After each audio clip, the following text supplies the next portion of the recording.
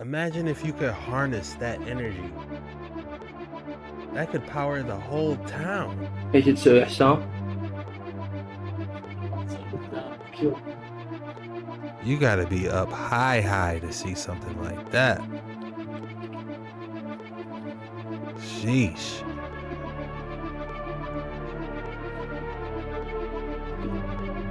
That's kind of scary, low key. Whenever you line it up, as above, so below, when you line it up on that center line, watch the shadow that Google Earth leaves on the Statue of Liberty. Is that a coincidence? The storm is getting out of control. He's like, man, ye of little faith. I don't need some seal to protect me. Come on, y'all. You better lock in and buckle up, bucko! Cause you're in for another creepy and scary TikTok reaction video. And you want to be careful on these scary, disturbing, mysterious waters because they might just change your entire reality. Remember, this video is strictly for entertainment purposes only. Don't forget to hit that like and subscribe button, and always keep your head on a straight swivel. Let's get into it. Folks, let's get into Lady Liberty.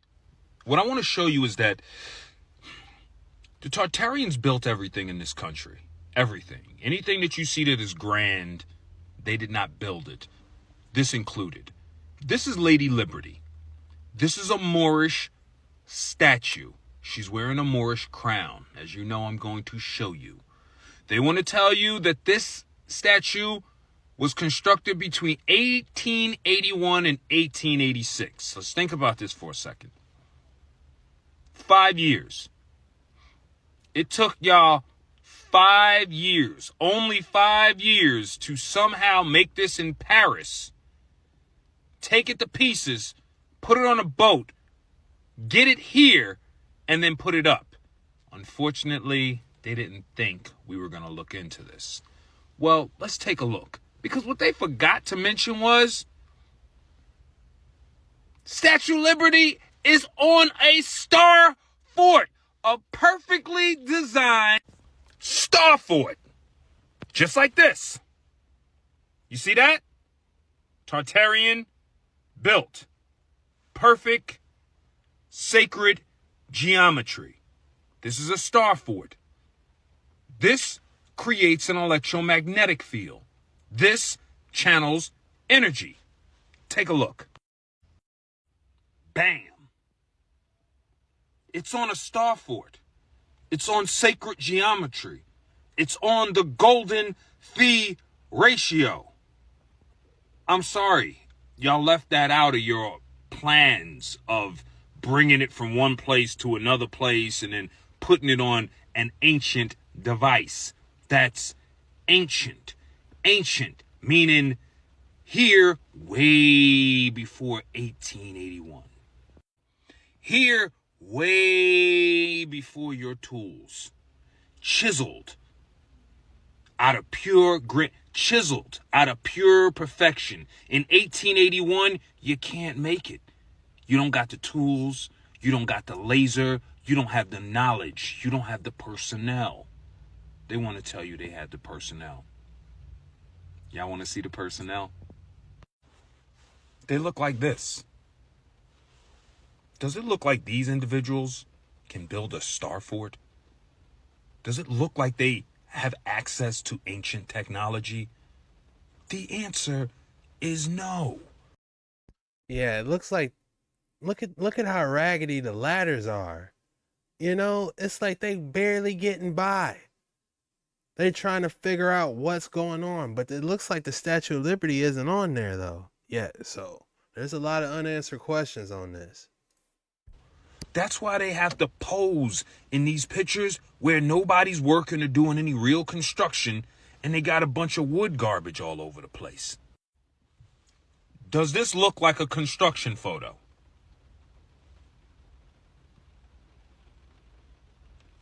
No. Normal illustration, build some scaffolding around it. People are going to think they're working on it. They do it in every photo. The Statue of Liberty was always there. It was built by Tartarians. Let's look at some information. The entire statue was completed and assembled in Paris between 1881 and 1884. You gotta be kidding me. First of all, take a look here. A skeletal tower was built around a 96-foot. Are you kidding me? Consisting of diagonally braced lightweight. Are you kidding me? And look how they got bars on the copper skin. Copper skin? You want to know how much copper was used? 179,000 pounds of copper.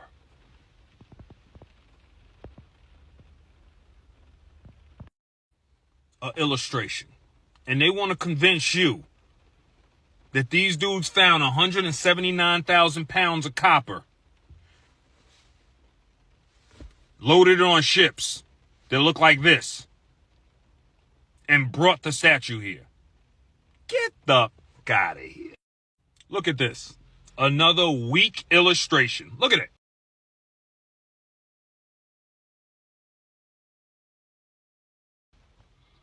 Just a weak illustration. The rise of the Statue of Liberty. They ain't never built it. They didn't bring it from nowhere. It's always been there. This cannot be replicated, let alone in the middle of New York on water in 1881. Let's just be real. This is a free energy device. Why do you think they made it out of copper, which is hands down one of the most conductive metals? Why do you think that that metal is on top of all of their buildings and now sitting here in her? Let me show you. Just take a look. This right here is basically what it was used for. Do you think those individuals constructed this beautiful copper energy device? And That makes sense. Because if you think about it, that's not the only thing that got struck by lightning. I believe it's the Big Ben Tower, which where's my pen? Don't worry, we're going to go through there on this episode. We got the Big Ben Clock Tower. Don't worry if you don't know what it was. I didn't know what it was either. I'm going to pull it up after this video. The Big Ben Clock Tower. The Eiffel Tower. I mean, any ancient tower you can think of. It's a strong possibility that boy was used to generate electricity from the ether. That's just my thoughts on it. But let's keep going. Placed it on a star fort in 1885 from their horse and buggy? Stop playing with me, man. And what a lot of people don't actually know is, take a look. Here's another Statue of Liberty. This one was torn down. Here's another Moorish Statue Liberty. This is another one right here. What's the story behind this one? Exactly. They didn't build that one, and they didn't build this one either. This is the headdress of a Moorish princess. You're going to tell me that doesn't look a little familiar to you? You're going to tell me that don't got like a little resemblance going on there? You're going to tell me you don't see the similarities in these Moorish crowns? Come on now. And look at the excuse here. They never did an unveiling, right? So they had to explain this bullshit. Look at this.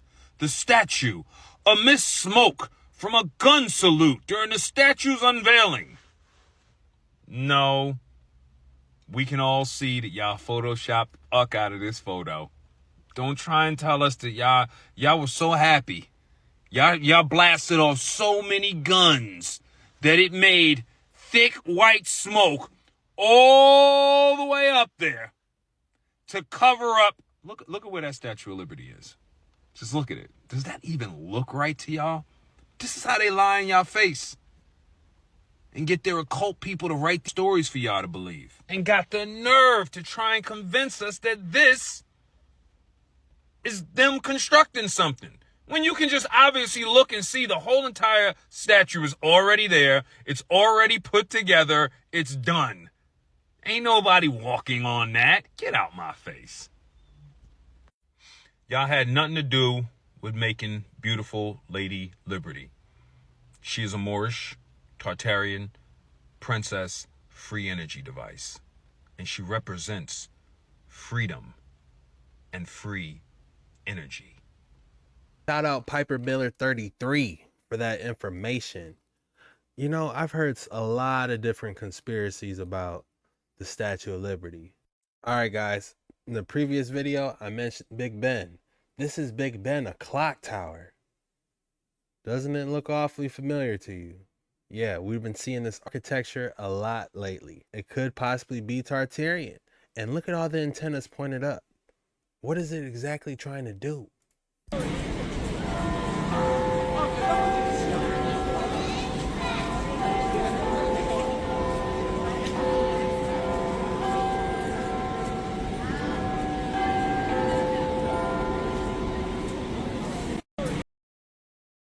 I'm surprised they still got the bell inside of it, to be honest with you.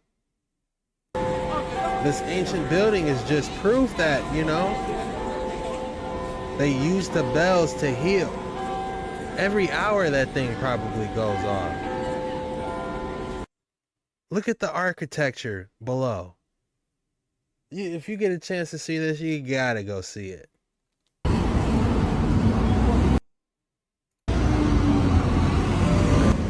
Here it is up close.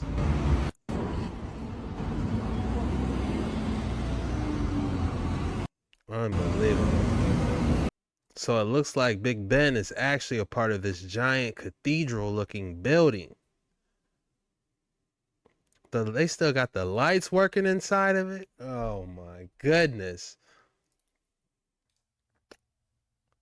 Look, it struck a clock tower. I don't know if that's Big Ben, but look.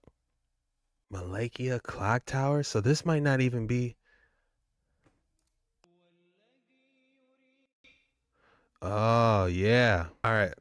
I found a clock tower getting struck by lightning. I'm not sure if this is.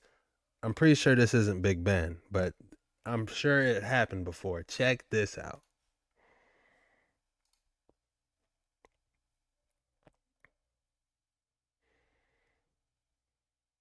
Incredible. Imagine if you could harness that energy. That could power the whole town. That can power the entire town if you ask me. Drop your thoughts below. Let's watch it one more time.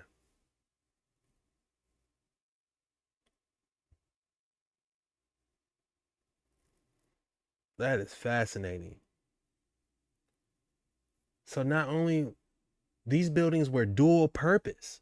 They gathered the ether and there's a place you could stay probably.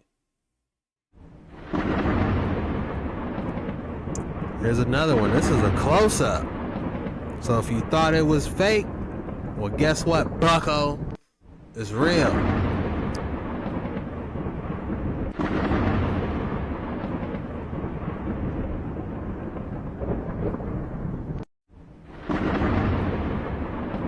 And if I'm not mistaken, I believe Turkmenistan's got those half-moon structures. Also known as the Clock Tower. It is one of the iconic buildings. This is Abrush Al Bayt building. It is also known as the Clock Tower. It is one of the iconic buildings associated with Mecca and the Muslims. It is designed to accommodate the millions of pilgrims that visit the holiest site in Islam. It is situated at the entrance of Masjid al-Haram. The impressive clock tower stands at a height of 601 meters and is one of the world's tallest buildings. This is what it looks like inside the clock tower. It is packed with shops, food, cars, luxury hotels, and restaurants. There is a clock tower museum too.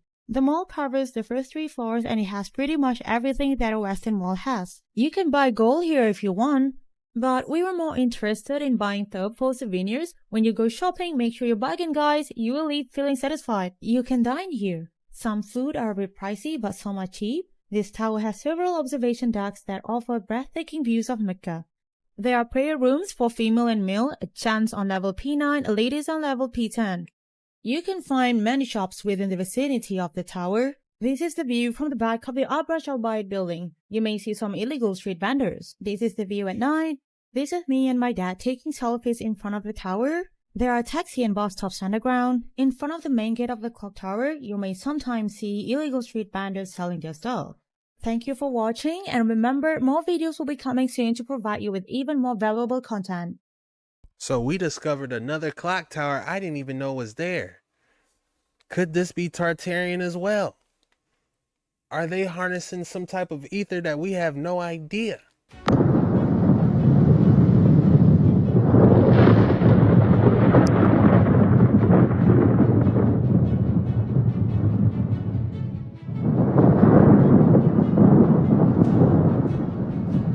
Now, all around Saudi Arabia, they talk about this royal clock tower. This mysterious clock tower is one of the biggest buildings in the world. Damn.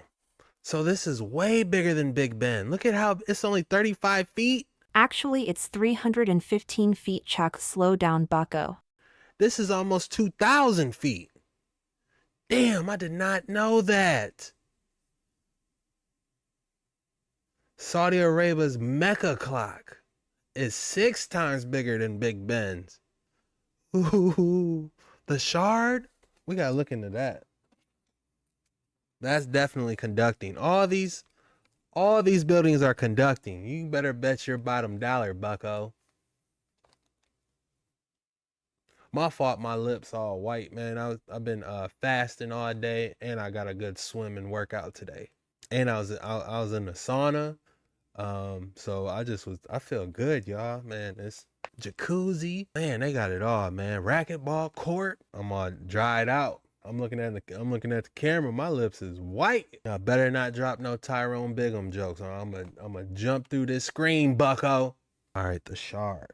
We gotta look into the shard. But we'll see what my man got to say about this. Mysterious clock tower is one of the biggest buildings in the world. Now, me personally, I realized that these lightning bolts would always hit the top of the building. Now, there's many rumors out there that thunder and lightning comes from the ground. Could this be your Tesla tower? I had to do some research and check out the layout and the construction of this building. At the top of this tower, they will have this crescent moon. This is some type of quantum physics that can tap into the electromagnetic field. And whenever you see lightning around this building, it will usually strike this crescent moon. So you may wonder, why is this royal clock tower prone to lightning strikes? Now Google will tell you that this tower is equipped with 800 fixed rods and 20 extended lightning conductors. Like I said, family, this is not your average building. If you ask me, I believe that they is making some type of synthetic lightning. There are people out there who know how to harness energy from the earth, and they will use this energy for their own personal benefits. This tower had to be constructed by some real tech wizards. But I hope y'all like the lecture. Love and wholeness. Alright, if we take a closer look at what it's standing on, that looks ancient, like it might have been there for a couple hundred years. So this might not be new, y'all. Drop y'all thoughts below. And if you look below, it looks like that's that Mecca square the Muslims be walking around. I don't know. But if you ask me, this could literally be powering the entire city. There's a tunnel that runs underground to all the ancient structures. That's what my thoughts on it. Let me know your thoughts below. Just another look at it. The Mecca. I'm probably butchering it, but look how beautiful it is in there. And look, they all wearing linen, if I'm not mistaken. So they know about the vibration of the clothes you wear. I don't know. Y'all tell me. Is this producing? Because if you look, the electricity is shooting out from it almost. Definitely interesting.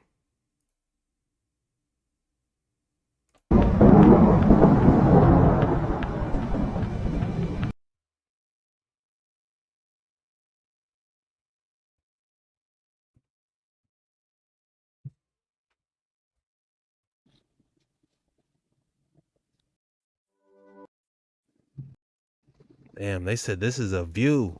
You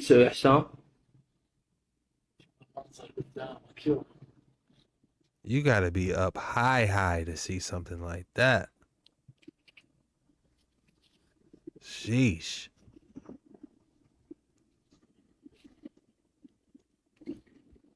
That's kind of scary, low key.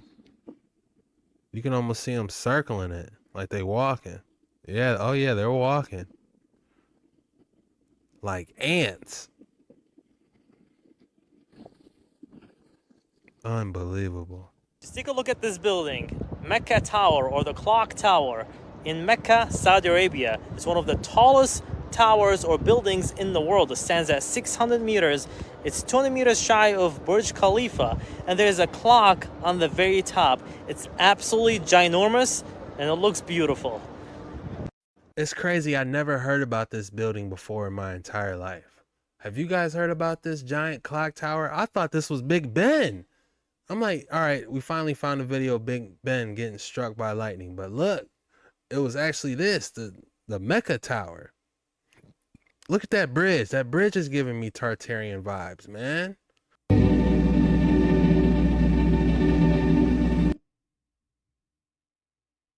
Something's definitely up.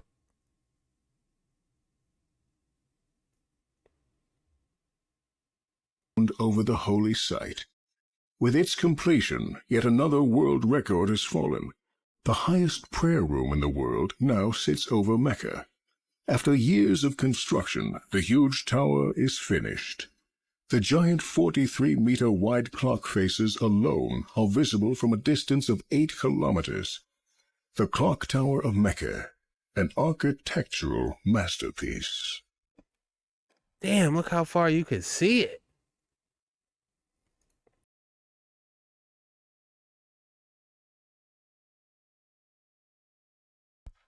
That's a crazy shot with the moon behind it. Sheesh.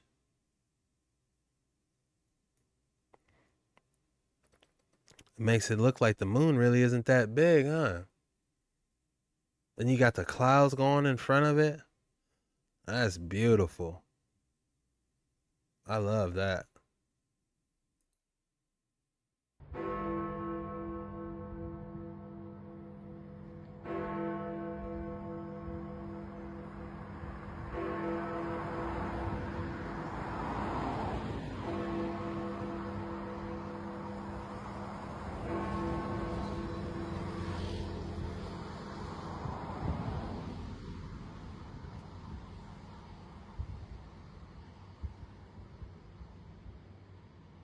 Was finally completed in 1859. However, there were some problems with the bells, and it wasn't until 1862 that the clock was fully functional and the bells could be heard throughout the surrounding area. The clock was built to be accurate within 2 seconds, which is difficult considering that these hands are more than 4 meters long and completely exposed to the outside weather. A tower clock like this had never been built before. It was the first of its kind. For over 150 years, Big Ben has been ticking almost non-stop. It has survived 2 world wars and has come to be very well known worldwide. When you see this clock tower, you immediately know that you are in London, England. Look at the tower from only one side and it's easy to forget that it actually has 4 clock faces, making it visible in any direction. The tower is 12 meters wide and 96 meters tall. At the time the tower was built, it was one of the largest clock towers in the world, but that has been surpassed many times over. For comparison, the largest clock tower now is the Burj Al Bait in Saudi Arabia. The clock dials are also much different in size. It was finally completed in 1859. You expect us to believe that? We don't know when it made it or who made this or what's up under it.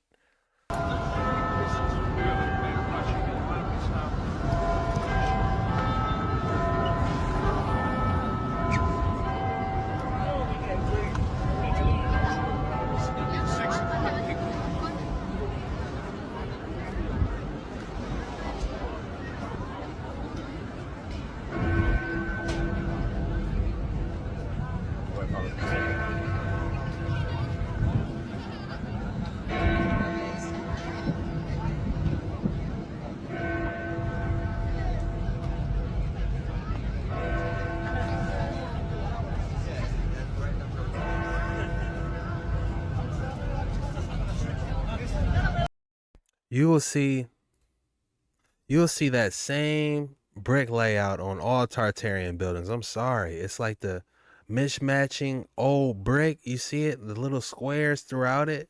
You see that on all Tartarian structures with the everything pointed up, just the detail, you know? It's, man, I never look at ancient buildings again.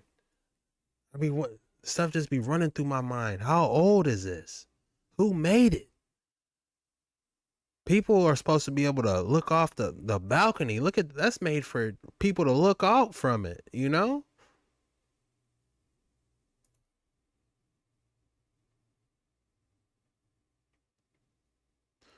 What was its purpose when it was first created?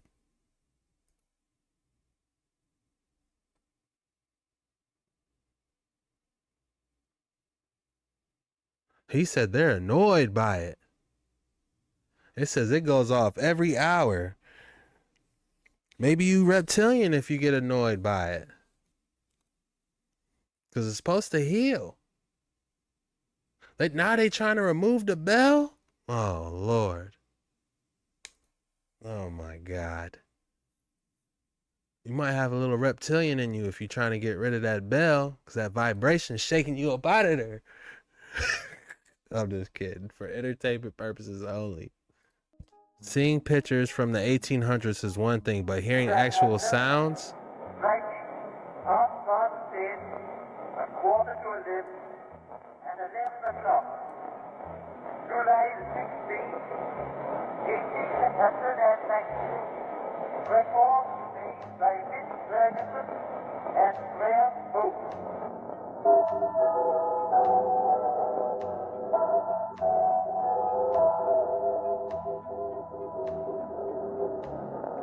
Yeah, there's no way they built that.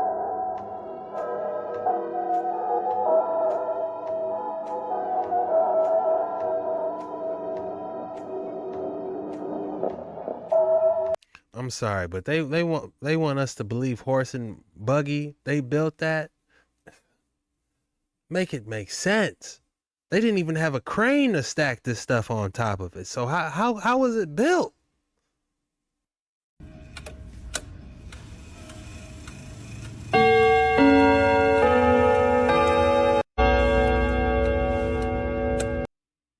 All right, let's dive into these star forts now. And I would show people at work pictures of pyramids and star forts. You know, star forts always blows people's mind. Yeah, my friend really likes going to the national park in Florida. It's called Dry Tortugas. That's a star fort. It's an old fort.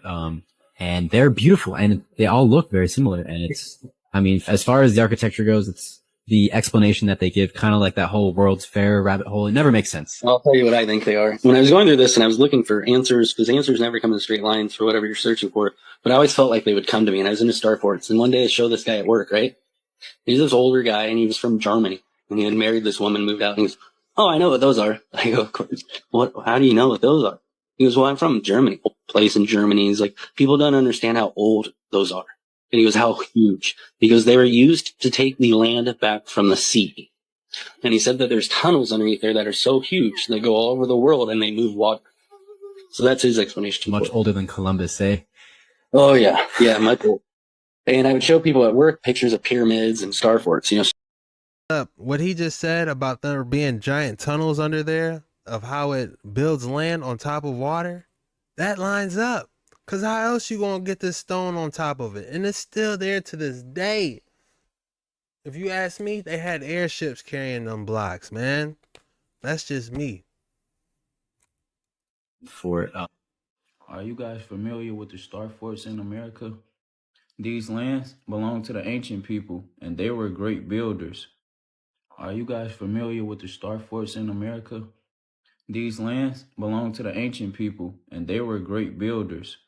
We had advanced technology and electricity back then, but these structures don't just look like stars. Positioned right above these fortresses are stars in the sky. So what I'm saying is, these star forts is lined up directly with the stars. The melanated beings have the wisdom of sacred geometry and mathematics. We are the original bricklayers, and these forts will have rivers and canal systems built with over 5 million bricks. Sometimes we would even dig out a mountain and make that our castle, but we position our castles on big hills. This was important for warfare. You guys have to remember, we had invaders trying to attack us. In the Battle of Jericho, they marched around the walls blowing their trumpets until the wall fell down. This is all in the Bible. These people did this by using the power of sound waves. But our ancient forts was built with the same frequencies of the earth. So instead of destroying these sites, they just moved in them. You guys have to remember, we call them star forts.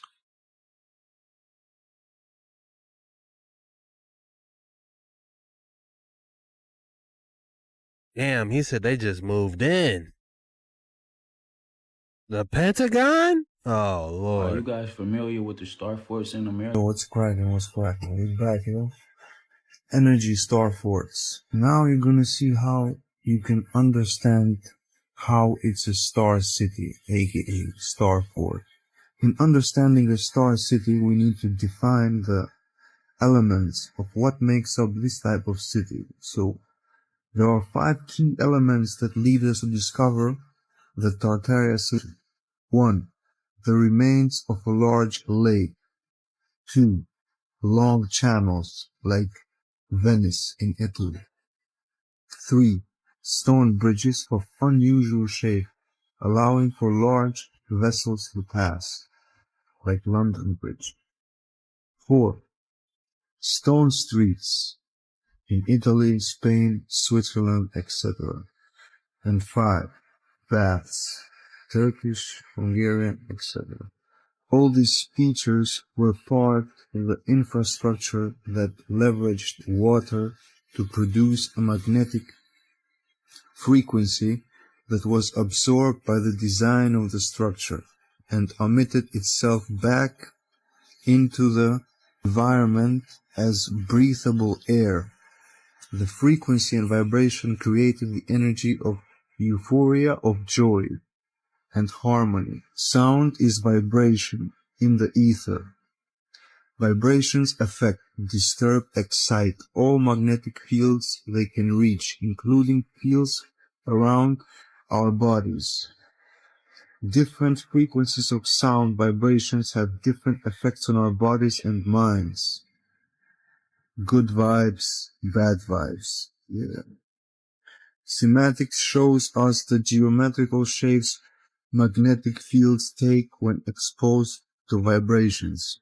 In that context, star forts shapes most likely represent beneficial effects of the area when exposed to the right frequency of sound vibrations. I also think they are a way to create an energy environment that is fractal and life-enhancing. You know, all these forts that are shaped like stars that are all over the entire frickin' world, but a lot in America. You know, maybe they're like remnants of Tartaria or something. But here, look, I laid them on our map, and wherever I put them, it's like they perfectly aligned with my ley lines that I already frickin' put down. And then, boys, just wait, because it gets way better. Okay, so I noticed that these motherfuckers are all like, you know, to me, now that I've learned about etheric energy, you know, think about the Flatiron building. You know how it takes in energy at a point and then it shoots it out a flat end? Well, this got me thinking, are all these points collecting energy and then shooting them out the flat parts or something? I said, I don't know, but there's a whole bunch of forts that are right across from each other. And so I started there. And I said, yo, if I draw a line through each of these points, where are these lines going? Well, they appear to be going right at each other. Damn, what if there's an underground tunnel to each one of those? Think about that, because this water can't be what? No deeper than about what? 50 fathoms? 60, 100 at most? Can the tunnel be under the ocean? I don't know. Can it? They'd be beaming energy across the water to each other? How? Wait. I thought etheric energy isn't real. Is it real or is it not real? I gotta know.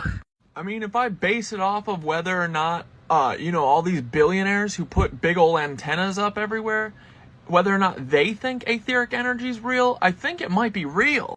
So wait, these 1700s Americans knew about this etheric energy? Why haven't they told us about it? What are they using all this free energy at military forts for? But yeah, I'm really hung up on why haven't they told us about it, you know?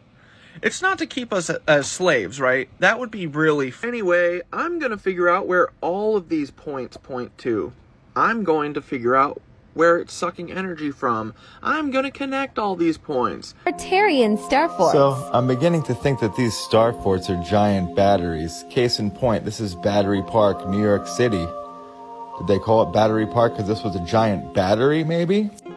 Now, New York City used to be called New Amsterdam, and here we are looking at Wall Street, where coincidentally a giant wall ran around the Tartarian-style fortification. It was literally a walled city. It even appears that the Statue of Liberty was built on a pre-existing star fort that was already freaking there. These star fortifications are found all over the world, from North America, South America, Europe, and even Australia. They claim to have been built between 1500 and 1700, but Australia wasn't even founded until 1788. How are these star forts built in Australia then between the 15 and 1700s? The answer is because they're lying. I also believe that these star forts were constructed on areas where ley lines intersect, which would be a massive power source that these quote-unquote batteries could draw power from. Our past has been erased. Look at this fort. How is it that this style of structure isn't just found in one country? It is found all over the globe. 37 countries spread across each continent. Europe, Africa, Japan, and the Americas. These are called star forts, and they are more than just supposed military structures. They were built by a global civilization. They are believed to be part of a vast energy grid of power plants created to harness the Earth's energy. The mainstream says that horse and buggy people created these incredibly geometrically precise structures for no other reason than it looked frightening. The angles and points look very similar to how modern power plants can channel energy flows to specific points. However, in this case, the points of the star created powerful nodes of free energy, a concept that Nikola Tesla himself is believed to have mastered using his Wardenclyffe Tower invention and even incorporated into the design of the Eiffel Tower. But it gets even crazier. The base of the Statue of Liberty itself is an 11-pointed star fort. Could the statue also be part of a wider energy network? Our past has been erased. Look at this fort. Yeah, the Statue of Liberty is definitely under suspect, man. Let me know your thoughts below. What do you guys think about it? Things you didn't know about the Statue of Liberty? Part 1. Many people know that the Statue of Liberty is made out of copper. When she was first unveiled in 1886, she was the color of a penny. But copper goes through an oxidization process called patina that turns the copper a green color and makes the metal stronger over time. But did you know that the copper is only 2 pennies thick? The only way she can withstand the strong winds of the New York harbor is her engineering done by a man named Alexander Gustav Eiffel, and you might know his name from the Eiffel Tower. His engineering allows the statue to sway with the wind like a tree. She can sway about 3 inches in 50-mile-an-hour winds, and she was even left unscathed after Hurricane Sandy. Now that's some good French engineering. Check back here for more Statue of Liberty fun facts. Damn, so the Statue of Liberty is chained too? Oh, man. Why would the Statue of Liberty be chained? Shackles on her feet. It's not like she's gonna move somewhere.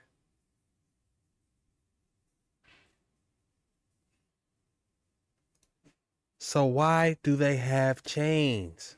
What is that representing? You guys gotta explain this to me. Why is there shackles on her feet? for the Statue of Liberty was a black female. A lot of people don't know the original design for the Statue of Liberty. A lot of people don't know the original design for the Statue of Liberty was a black female. As a matter of fact, in a museum in New York, you can see the original design of the Statue of Liberty, which is a black woman. When the French artist created the Statue of Liberty, it was supposed to represent the end of slavery. On the original model, there were chains on the hands and feet, as we know. When the statue got to America, they wanted to erase any references to slavery from the statue, but the artist really fought to keep the chains on there because this is your art. You don't want people tampering with your art. And if you look, the chain is still on the foot of the Statue of Liberty to this day. Well, the story was that it was a gift of the French to the slaves, and that the original statue had the picture of a black woman. The original model for it, and it had a distinctly African face. But it was Europeanized because the people in the United States did not want to have a black face sitting up there in their harbor, so they carved it out. In France, they had to go back to the drawing board and remodel the face after patron saint of Manifest Destiny. So the patron saint of Manifest Destiny, that's her face on the what do you call it, Statue of Liberty, which was transposed from the African face. In fact, you see the patron saint of Manifest Destiny in the symbol for Columbia Pictures at the beginning of the movies. That's the patron saint of Manifest Destiny. Is that true? I don't know. Have you ever seen pictures of the Statue of Liberty when it was first being built? As a matter of fact, did you know it was originally built in France? The Statue of Liberty is actually a gift from France as a sign of friendship to the United States. For that very reason, you can find several miniature versions of the Statue of Liberty all throughout France. But have you ever seen pictures of the Statue of Liberty when it was first being built? As a matter of fact, did you know it was Tartarian star forts. So I'm beginning to think that these star forts are giant batteries. Case in point, this is Battery Park, New York City. Did they call it Battery Park because this was a giant battery, maybe? Now, New York City used to be called New Amsterdam, and here we are looking at Wall Street, where coincidentally a giant wall ran around the Tartarian-style fortification. It was literally a walled city. It even appears that the Statue of Liberty was built on a pre-existing star fort that was already freaking there. These star fortifications are found all over the world, from North America, South America, Europe, and even Australia. They claim to have been built between 1500 and 1700, but Australia wasn't even founded until 1788. How are these star forts built in Australia then between the 15 and 1700s? The answer is because they're lying. I also believe that these star forts were constructed on areas where ley lines intersect, which would be a massive power source that these quote-unquote batteries could draw power from. So it's possible that the Statue of Liberty is laying on a ley line on top of a star fort. Okay. So you want to know about star forts? That's good. That's real good. Alright, listen to this. So star forts have been around for hundreds, if not thousands of years. Nobody knows who built them. Some say the Tartarians, some say the Moors, but nobody knows for sure. There are many different types. You can get star fort castles, star fort towns, and even star fort cities. And many people don't know this, but the Statue of Liberty is actually built on top of a star fort. Even the Pentagon is shaped like a star fort. So these star forts was built to be a vibrational frequency ecosystem. It gathered and stored natural energy from the ether and the water, a bit like a power station. The technology that they had in the past was so advanced, it's amazing. Imagine if they never had no technology, no satellites. How would you remove the land and replace it with water for it never to grow back again? Just look at the shape and the detail. We sure don't make it like that anymore. So you want to know about star forts?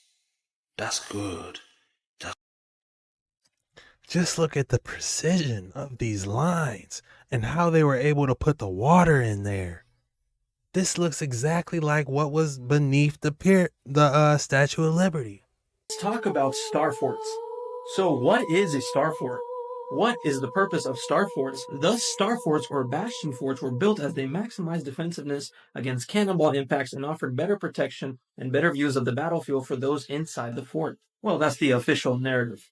So star forts are these star-shaped, almost like snowflake-shaped type forts or cities. And what's really fascinating, you can find star forts all across our realm, not just in America. I'll show you some examples. Here's a star fort in Italy.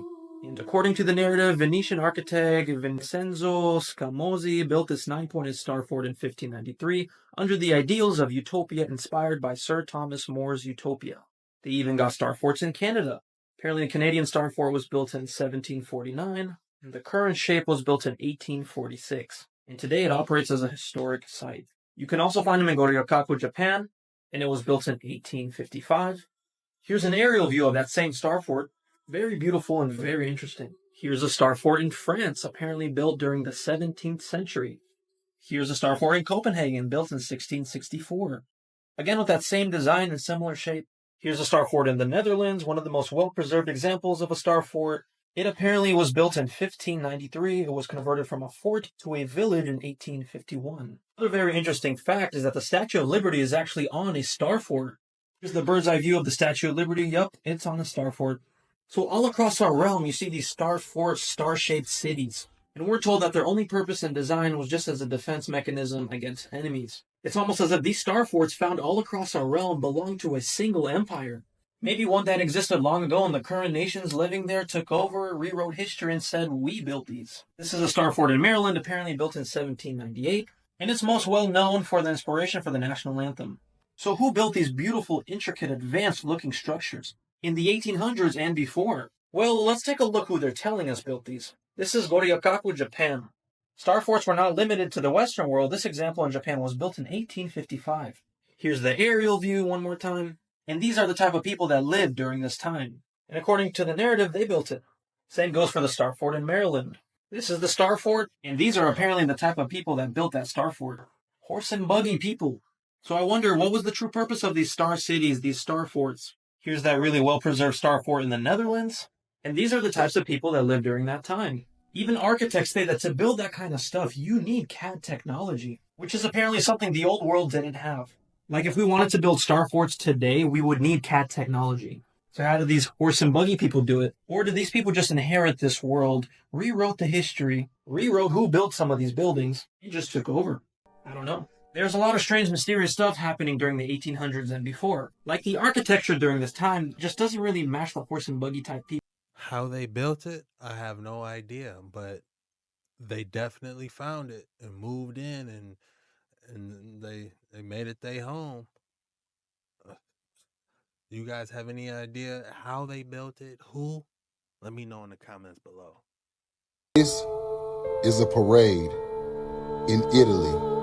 This is a parade in Italy depicting a black woman as the Statue of Liberty, as the matriarch of the land. Everybody knows around the world who are the indigenous people of America. We know the truth now.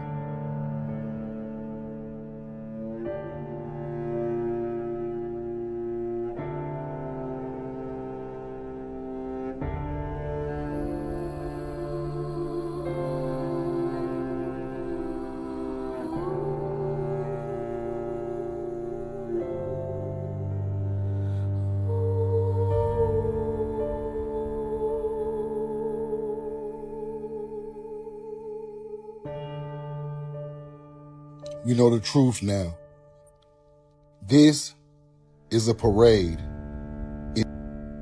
How come nobody's heard about this parade in Italy?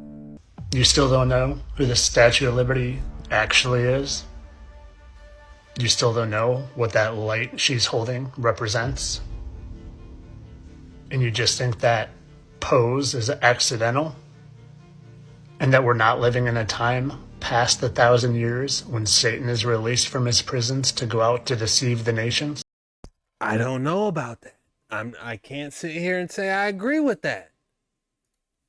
Well, you might not know the time period we're in or who that statue represents, but I know someone that does, and they're trying to send us a sign. A sign that maybe this time of evil we've been living in for a long, long time is coming to an end. A sign to get our discernment ready, because towards the end is when they're going to try their hardest to deceive all the nations and all the people. So it's time you make a decision and decide what side you want to be on. But just be careful, because it's a decision that might last you an eternity. That does look similar. Heard about the theory that the Statue of Liberty is a demonic statue and is a representation of Lucifer. There are a lot of theories behind this conspiracy claiming that the Statue of Liberty represents freedom, but freedom from God. A lot of people claim that the crown, which has 7 points, represent the 7 deadly sins. The statue is also holding a torch, which represents the light that Lucifer's using to guide you. A lot of people are saying also that the French gave the statue to the US, but it was intentionally done, just like the wood horse of Troy. This was done to sneak demonic symbols into the US. There are also rumors that there's actually rituals being taken during lunar days underneath the Statue of Liberty. Also, the chains and the shackles could be a representation of what evil is doing to humanity right now. Do you guys think the Statue of Liberty is a demonic symbol? Let me know what you guys think in the comments. It says the first Statue of Liberty in USA was an African American called Lady Liberty. This statue was made in 1848. She was from the Gold Coast.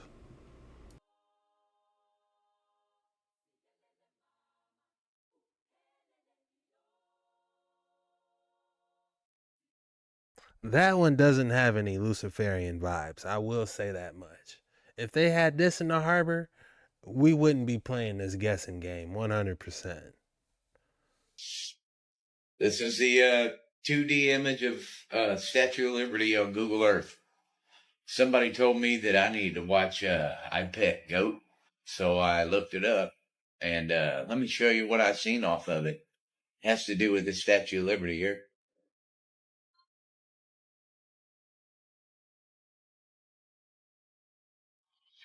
Well, yeah, of course I went to Google Earth to see if this was real. Check this out. So, check this out. Seal of Solomon fits over the Statue of Liberty when you line up all these points. When you line up the points, it finishes off the rest of it. See that? Watch closely. And in the middle, just like everything else, it says RAM. RAM. And you see how the outside circle fits these points? Just look, it's all made for the shit. It's all made for it. This is who runs the show, man. They own this country, and we're too stupid to see it. But, check out what else. See the shadow here? Now, Google plays a part in this crap. Google Earth. They hide images. Now, check this out. So now we know the Seal of Solomon fits over the Statue of Liberty perfectly and made for it. Here's another Seal of Solomon that actually fits in there. I don't know, are those breasts? I don't know what's going on there, but whenever you line it up, as above, so below, when you line it up on that center line, watch the shadow that Google Earth leaves on the Statue of Liberty. Is that a coincidence? Is it a coincidence? Leave a comment. Is that a coincidence, man? It kind of does look like an old man. I'm not going to lie. So let me get this straight. The Seal of Solomon, that holds the demons in. So are they holding the demons in, or does that mean something else? Y'all let me know. I'm trying to put the pieces together myself. What? I don't even want to type that in. What is the Seal of Solomon? So you want to know more about the Solomon Seal? I got you, okay? TikTok is showing a lot of my old videos from a long time ago. So, but let's get into it. This is the Solomon seal. This is also the Star of David. They look similar. But do you know the Star of David, they used to call the Shield of David, because anybody that would wear it would automatically be protected. You have every single triangle of element in the Star of David. So the Star of David is also about alchemy. Okay? You have earth, fire, air, and water all in those triangles. Okay? And then you have the circle to complete the protection around the elements. But this is why you're able to control the elements, aka what you would call demons, djinns, spirits, you name it. But how did this Seal of Solomon come to be? Well, some say it's always been around, okay? But Solomon did pray to God, and this is in the Bible. He prayed to God for help because he was building the temple and demons were harassing his workers, and he had enough of it, and God answered. God answered with a ring, the Ring of Solomon, that wields power to anyone that wears it. What power is that? Controlling demons, evil spirits, vanquishing spirits, including possessions, demon possessions, and you can talk to animals and hear them, supposedly. But let's get into the other Solomon seal, the sacred Solomon seal, because it's the one I use now. This is the sacred seal of Solomon. Why is it sacred? Because it's the divine seal. What does she mean, the one I use now?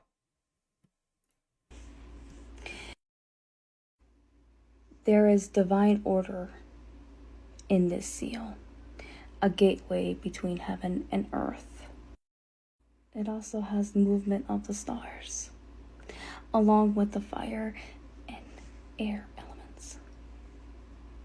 What does this mean? It means that chaos would not come into your life if you wore this seal.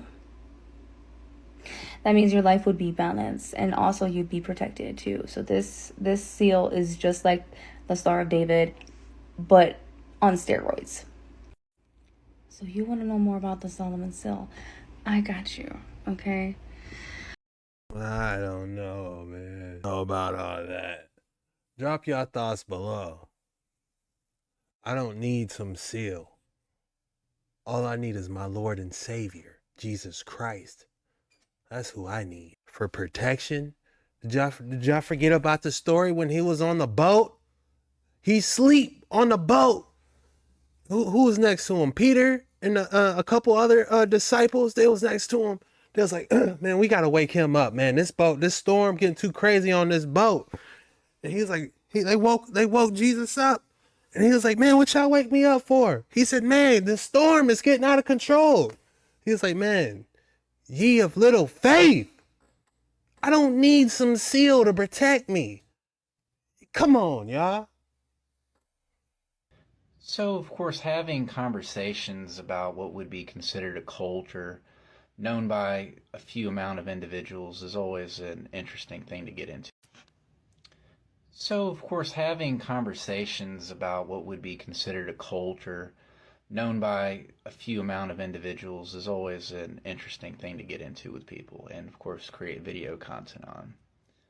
But one specific thought that I've had for several years now, especially based on what I've learned about ether and Antiquitech, Red Mercury, Tartaria, and a lot of what would be called in the truther community lost knowledge. It's led me and a lot of other individuals as well in conversation to an understanding that the potentiality for what we know is the Ark of the Covenant was more than just the mercy seat, or Holy of Holies, if you would, in the place where once a year man would commune with the Most High, but also having what would be known to us as antiquitech properties in the sense of it potentially being a battery.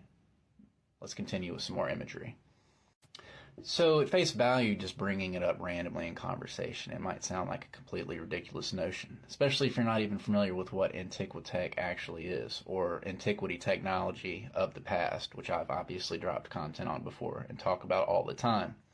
But when looking at potential architectural aspects of what is given to Solomon's temple, it's easy to see how tying it in with ethereal, which just means more perfect than our world, energy, which is why we call it ether, it's easy to see that these spires would be all connected to this entire building structure, bringing in the life energy of literally the world around us in to the building itself, being used as a piece of electrical equipment, and going in tandem with the Ark of the Covenant itself to create endless energy. It's also important to note that the Holy of Holies is also depicted with a lot of gold within it, so it's easy to see how the electrical aspect could be included in this type of topic here, because obviously gold, if you're familiar, it is a fantastic conductor of electricity itself, so that goes into the aspect of being extremely careful when one is in the room, of course being in the presence of the Most High, but also maybe for other ramifications of free energy flowing out. I think it's fascinating having these types of conversations, and I'm always welcome to hearing comments down below. So let me know what you guys think in the comments. Thanks. There's probably very few sorcerers that really know the science of trapping a jinn. The only real people that know the science of trapping a jinn is his own family. So, if Solomon was a real person, and the legend goes that Solomon built his temple with the help of demons and jinn, right? He was such a powerful sorcerer, he was able to build the temple of God with jinn, right? And demons. Then y'all need to really think about that. But then again, Solomon wasn't real. So what does that story really say? It's a metaphor, right? That's how you build your spiritual body.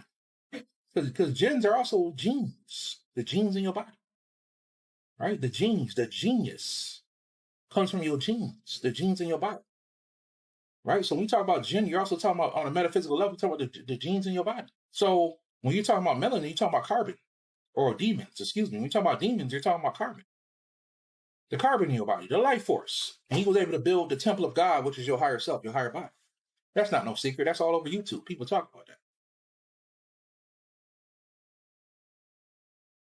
The Temple of Solomon was modeled after the Tabernacle of Moses. Because of the many similarities between the Tabernacle and the Garden of Eden, many scholars believe that the Garden of Eden was the prototype for the Tabernacle, and thus later temples. According to Jewish tradition, Eden was located on a hill, with the tree of life and the tree of knowledge of good and evil at the center of the hill. The Bible teaches that when Adam and Eve transgressed and partook of the forbidden fruit, they were cast out towards the east. Cherubim and a flaming sword were then placed at the east entrance to prevent. These cherubim are real. Did you see how they propped those things up in a flaming sword?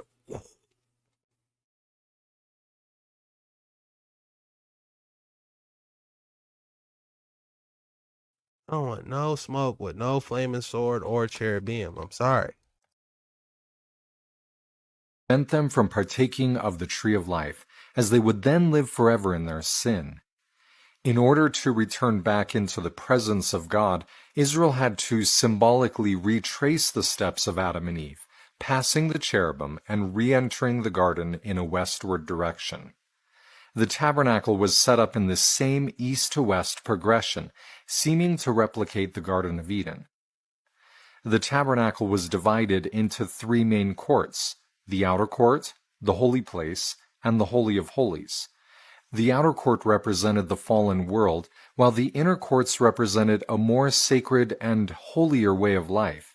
In essence, as the priest, who represented all of Israel, progressed through the tabernacle, or temple, he left the world to enter a more holy state, and then was enabled to re-enter the presence of the Lord, passing the angels, or cherubim, who were embroidered on the veil.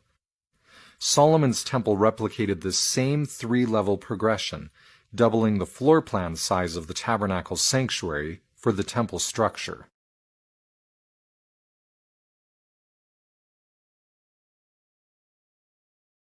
All right, y'all. One thing that comes to mind when we're mentioning the Naki, Watchers, whatever you want to call them, this Ark of the Covenant, how many of them were there?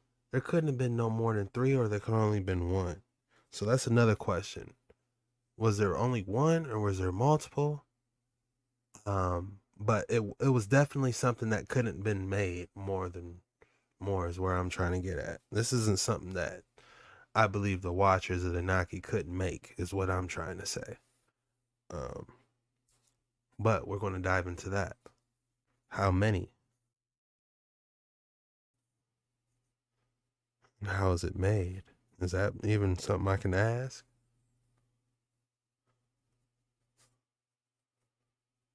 How is the Ark of the Covenant made? Is that something I can say? This is indeed dark waters. Oxygen levels. We had to get off the jet ski. Now we're in the submersible. You know, we was in the submersible for, I feel like, 2 months already. Now I had to jump right back in it. You know, these waters get deep. I thought I could just cruise on the jet ski all day, have fun. No, we had to go back in these deep waters, man. This is never ending. We get one question answered, 3 more questions arise from that one answer. So it's like we're getting answers, but we're getting more questions. That's what's going on these waters. Our reality is constantly shifting. We have to go through quantum fluxes just to act like we're somewhat coherent from the multiple reality shifting. We have to go through quantum fluxing just to be coherent for a little bit, you know? What many people don't know about the biblical figure Solomon is that he was an employer of demons to build his temple. God gave him power to discern What many people don't know about the biblical figure Solomon is that he was an employer of demons to build his temple.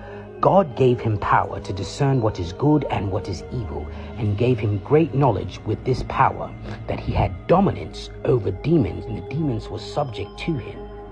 One of his workers was a young boy.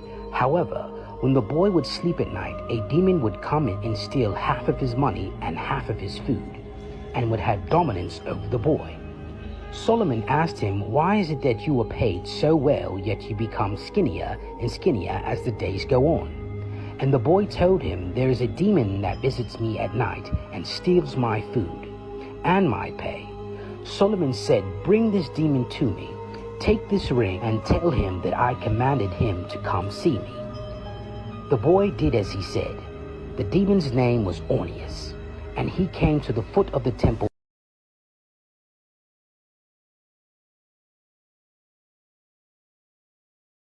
I need his name.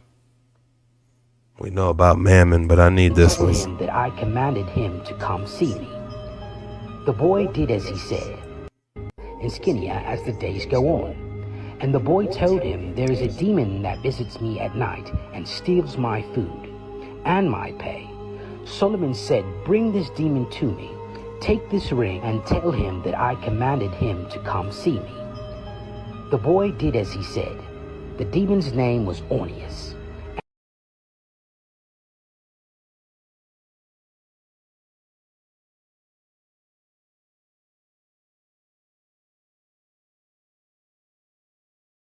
And he came to the foot of the temple where Solomon was waiting for him. Solomon boldly walked up to the demon and said, "Why is it that you torment my workers? Who is your leader? I want you to bring him to me at once." So Orneus went to Beelzebub, the leader of all the demons, and told him that Solomon summons him. But Beelzebub, having heard him, said to him, "Who is this Solomon that you speak of, Orneus?" Orneus simply threw the ring at Beelzebub and said, "Come and see for yourself." Beelzebub shot out a big flame, and a fire followed. When Solomon saw Beelzebub, he praised God and said to Beelzebub, "Who are you?" Beelzebub replied, "I am king of all the demons." Solomon demanded that he sit next to him on his throne. Beelzebub promised to bring to Solomon all the spirits under his rule. Solomon asked Beelzebub if there were any female spirits under his rule. Beelzebub replied yes, and Solomon demanded to see them quickly. Beelzebub left and brought back a demon named Onoskeli, who had the body of a woman and yet the legs of a goat. Solomon asked Onoskeli, "Tell me about yourself." She said, "Those that worship my star, either in private or openly, don't know that they harm themselves and fuel my appetite for mischief. If they give me proper worship, I might give them a little money as reward for those that worship me fairly." Solomon replied, "What is your star, Onoskeli?" She said, "The full moon." Onoskeli said she was born from the words of a man uttering an echo in the woods. And Solomon asked, "What angel do you fear?" She replied, "The spirit that dwell within you." Later, Solomon was given dominance over the 72 demons of hell. Then, later, Solomon trapped them in a fiery lake forever. Babylonians heard rumors that there were treasures bound in these fiery lakes and began to summon these 72 dark spirits, which are the... Yo, is he rounding up all the Watchers and Naki? This is... what? This is it. He's rounding them all up. The Lake of Fire, Ring of Fire. This is it. This is a super gem. Same spirits you see depicted on some of the walls of Egypt and the dark spirits of human entities.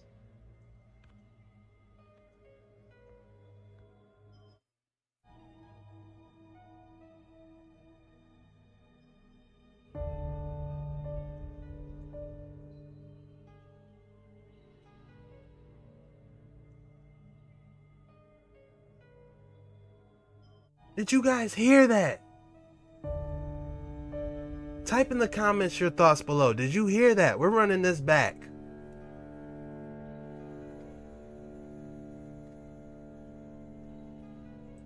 Facts of Israel. Did you know? Facts of... What many people...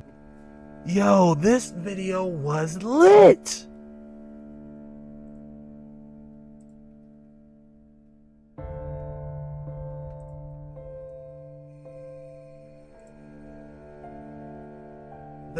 What about that ring? He said he threw the ring back at him. What? Y'all, this one was crazy. This was the validity. It explains so much. There's so much cross-referencing going on in this video. It explains a lot. Where have we heard about the Ring of Fire, Lake of Fire? Huh? Where have we heard that before?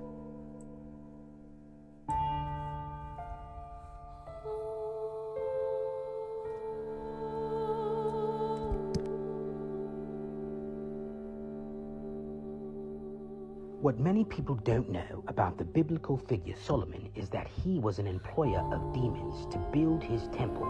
God gave him power to discern what is good and what is evil, and gave him... How does he know this? How does the narrator know this? What type of manuscript, what type of story, what type of acolyte written documentation did he get this information from? Gave him great knowledge with this his power, that he had dominance over demons, and the demons were subject to him. One of his workers was a young boy. However, when the boy would sleep at night, a demon would come in and steal half of his money and half of his food, and would have dominance over the boy. Solomon asked him, "Why is it that you are paid so well, yet you become skinnier and skinnier as the days go on?" And the boy told him, "There is a demon that visits me at night and steals my food and my pay." Solomon said, "Bring this demon to me. Take this ring and tell him that I commanded him to come see me." The boy did as he said.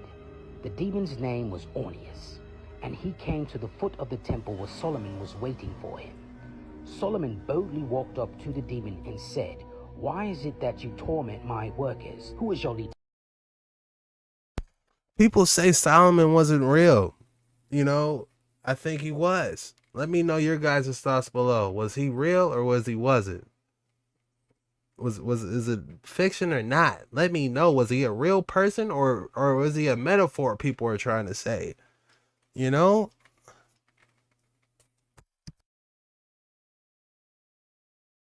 "I want you to bring him to me at once."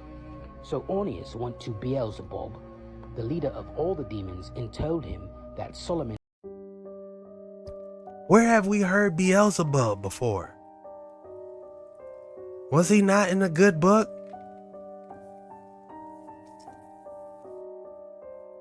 We're going to find it right after this video.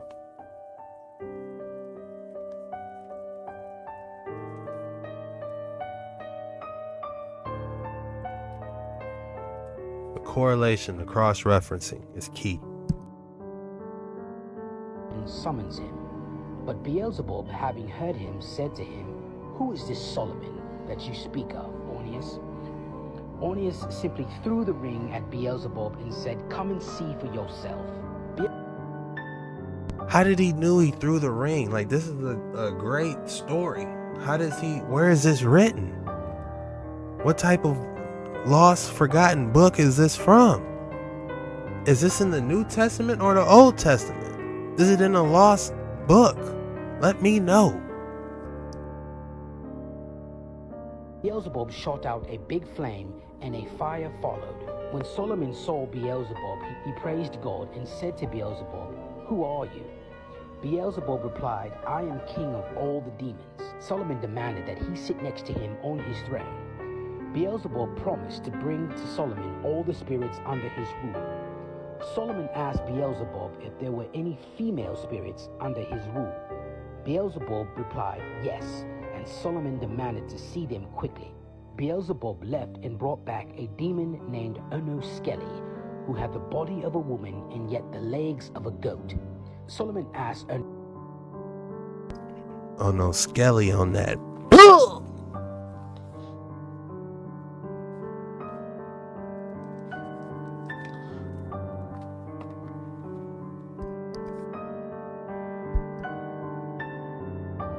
Onoskeli, "Tell me about yourself."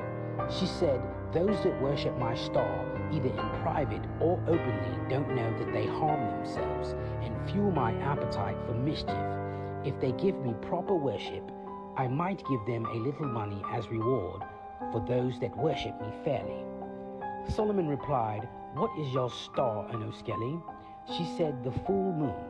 Onoskeli said she was born from the words of a man uttering an echo in the woods. And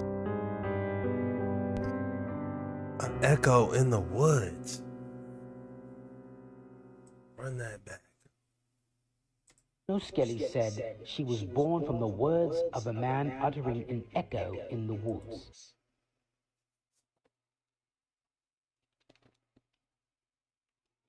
Born from a man echoing in the woods. Now, I'm just putting the pieces together here. That's all I'm doing. If she was born from a man that was echoing from the woods, doesn't that sound like the beginning of Genesis? When he literally spoke everything into existence. So she's saying that, this spirit is tied to the moon or whatever. But could it be possible this was born during Genesis? Just throwing this out there. Just throwing that out there. Because that's the first thing that came to my mind. Like, you born from a man echoing in the woods. What does woods even translate? Like, if this is actual scripture or text, can it be translated back to its original meaning in possibly Paleo Hebrew? Even Latin or Greek, we probably can get some context from it, but I prefer Paleo Hebrew. What does the word woods actually mean in Paleo Hebrew? It could mean, void and empty, for all I know. But that is interesting.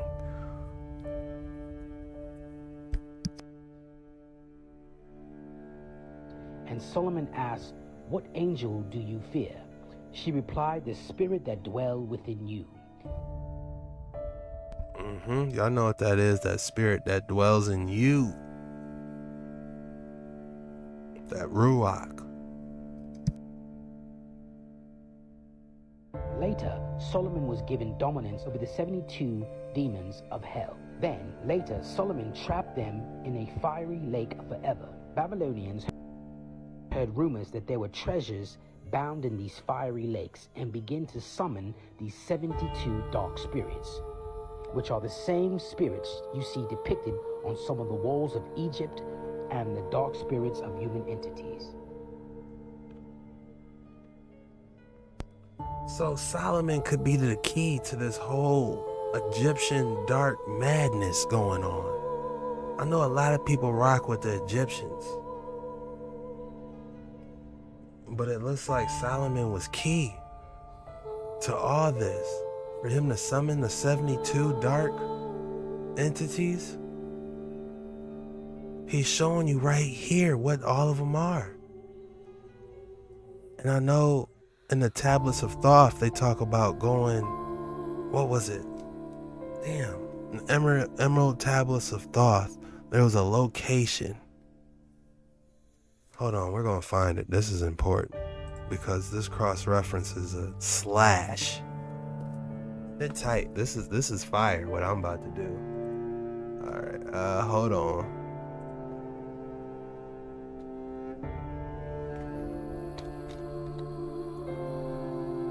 I think I made a huge correlation.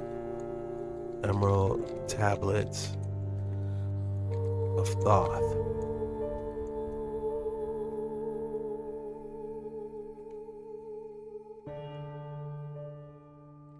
Locations. There's a location in the Emerald Tablets of Thoth that starts with the M, and this could be possibly where they're trapped. Doors leading to truth. There it is. He who talks does not know. He who knows does not talk. The highest knowledge. Okay, I found it. The halls of Amenti.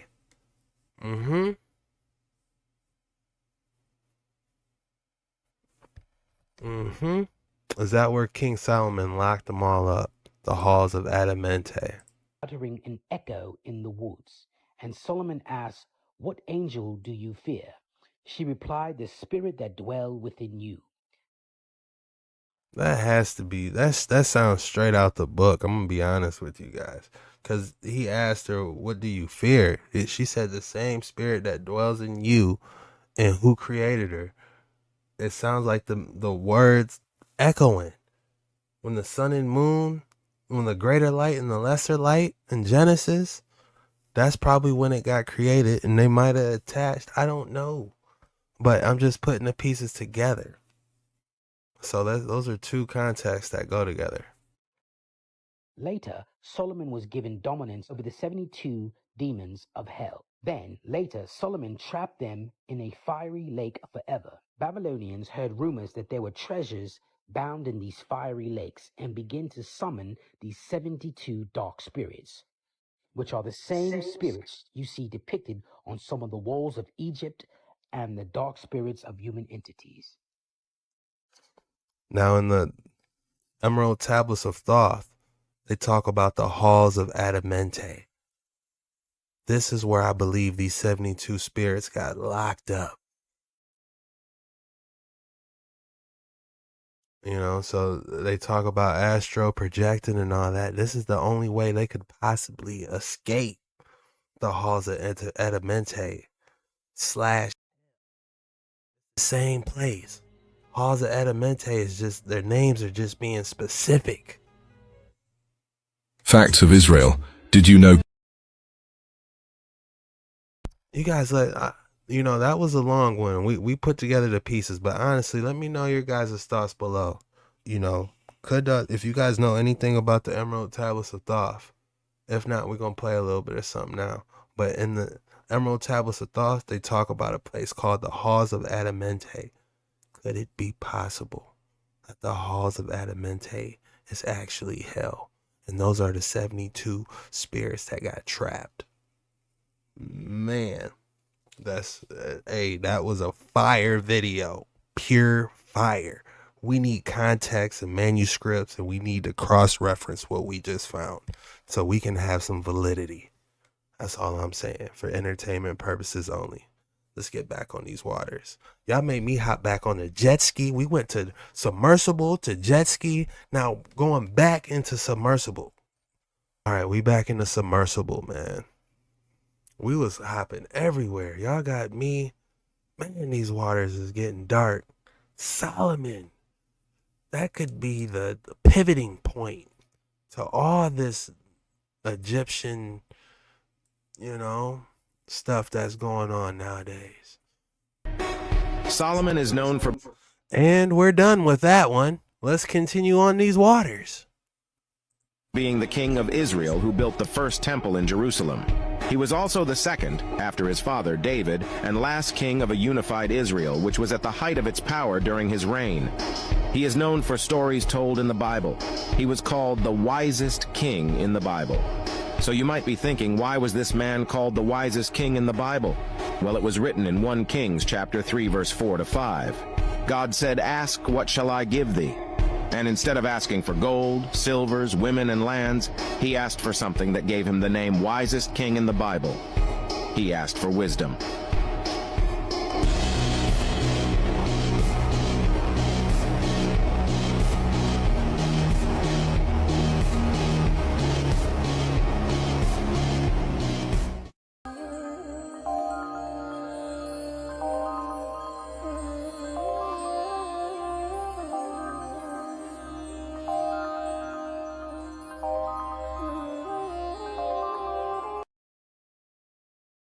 Damn.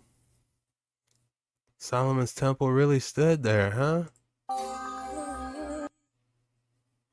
We could definitely see the Tartarian ancient structure. People are trying to say demons built it, man. Just summon demons up whenever you needed something built. That's wild. Yo, what's going on, everybody? Peace and blessings. So look, check this out, right? Now, some of us are all already familiar with the Book of Enoch, and we know that the Book of Enoch talks about the fallen angels coming down and intermingling with the daughters of men and bringing forth giants and things of that nature. But it's a lot of missing pieces to that puzzle, man. The giants did not only just come down and intermingle with the daughters of men and bring forth giants, but they also tampered with everything on earth. They tampered with the animals, they tampered with everything. And they brought forth these mythological creatures. They brought forth these monsters, per se. You see what I'm saying? So they got you thinking everything is a myth. The world is thinking everything is a myth, but everything that's a myth is actually the truth. Now let's get into it. Let's go. All right, so this is the Book of Giants. Now the Book of Giants was removed from the Bible. It was removed for a reason. Now let's read. I'm going to skip down a few chapters. So it say, the messengers who observed all the creatures on earth, including human beings, everything that the earth produced, the great fish, the sky with all that grew, and fruit of the earth, and all kinds of grain, and all the trees, and beasts and reptiles, all the creeping things on the earth, they observed all, and every harsh deed and utterance, male and female among humans. Here we go. The messenger chose 200 specimens from each of the variety of creatures on which to perform ungodly acts.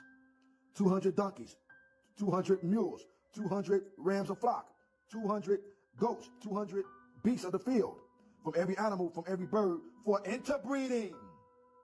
Giants, monsters, corruption filled the earth as a result of angelic interbreeding. Now, as y'all can see right here, now if you look at this picture right here, this statue right here, what do you see? You see half human, half horse. Why would they draw these? Why would they scope this out? This was literally what was going on during the times of Enoch, during the days of Noah. See, they put it right in our face. See, the fallen angels came down and not just intermingled, you know what I'm saying, with the daughters of men, but they also intermingled, you know what I'm saying, and genetically modified the animals and humans. You see what I'm saying? Look at this, man. Hold on, I got some more.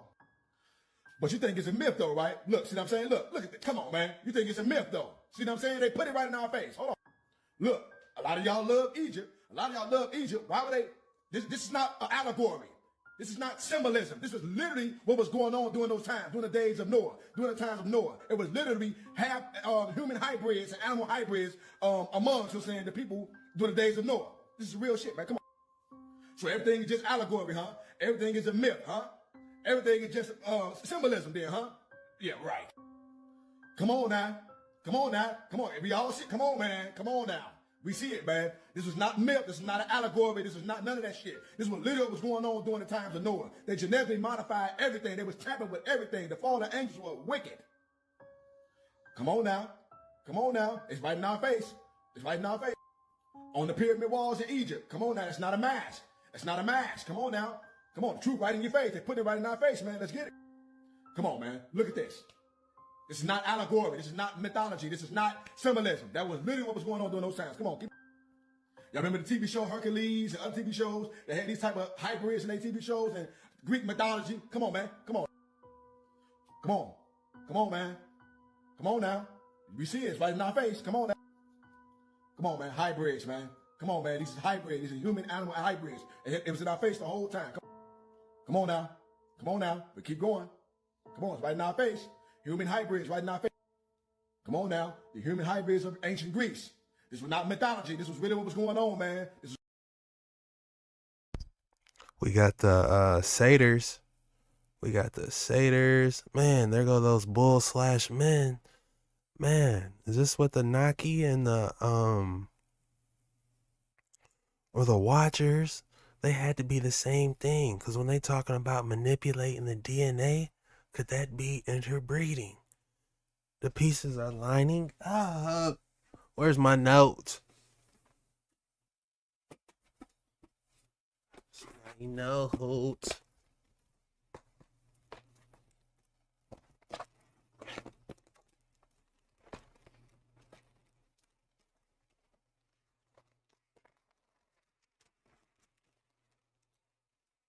So we got the Naki.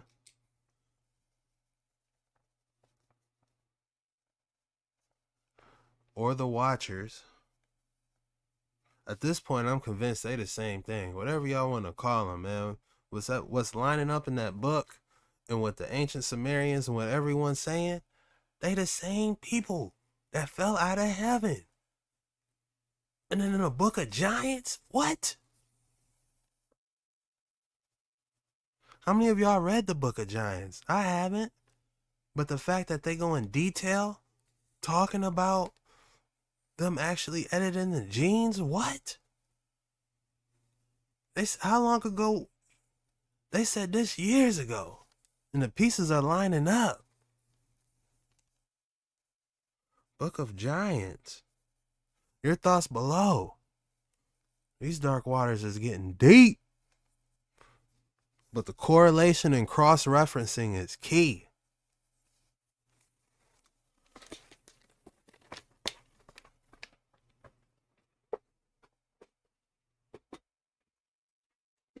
I got a little storage pack on my jet ski right there.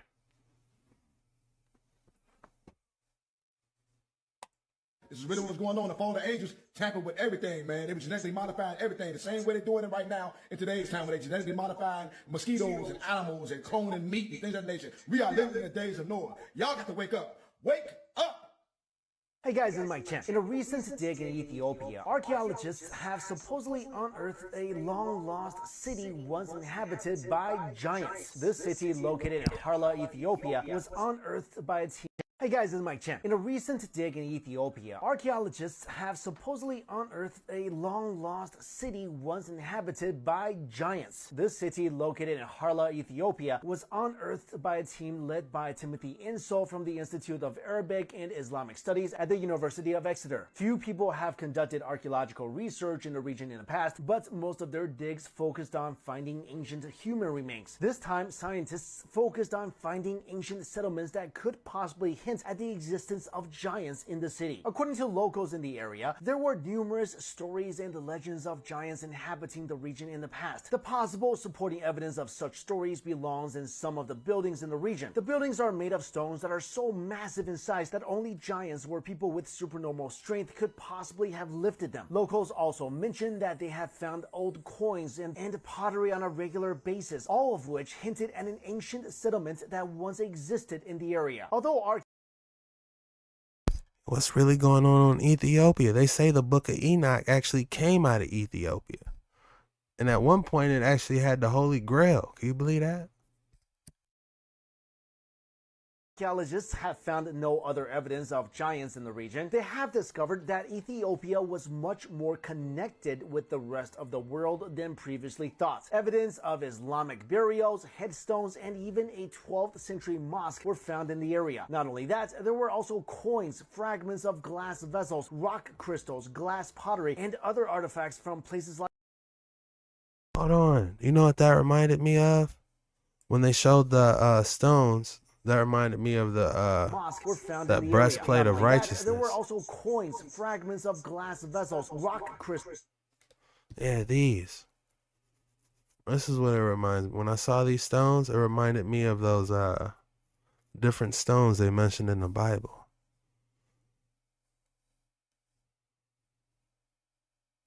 What was it? Hold on, let me find it.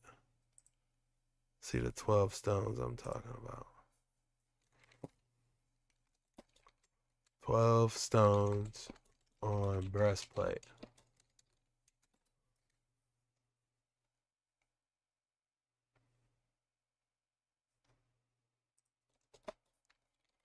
Bible.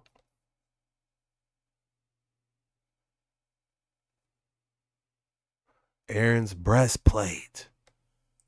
What? Look at this.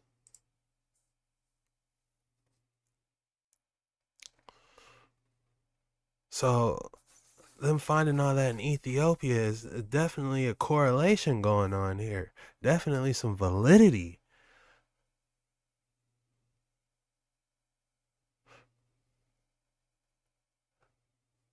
Aaron's breastplate.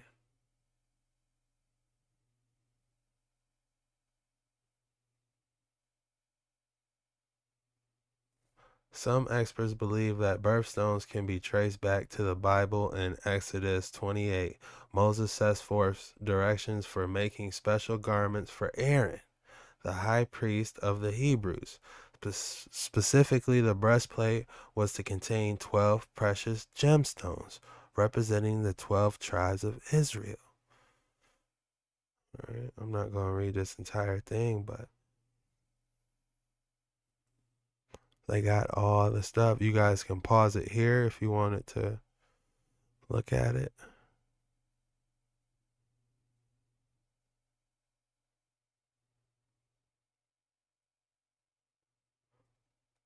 But yeah, when I saw those different gems they done found in Ethiopia, you know, I had to make a quick correlation because I remember seeing some type of stones in the Bible. Let me write this down, man. We got a juicy one today. Aaron's breastplate. Because that'll have a correlation with Ethiopia. And we got to dig off in the Book of Giants.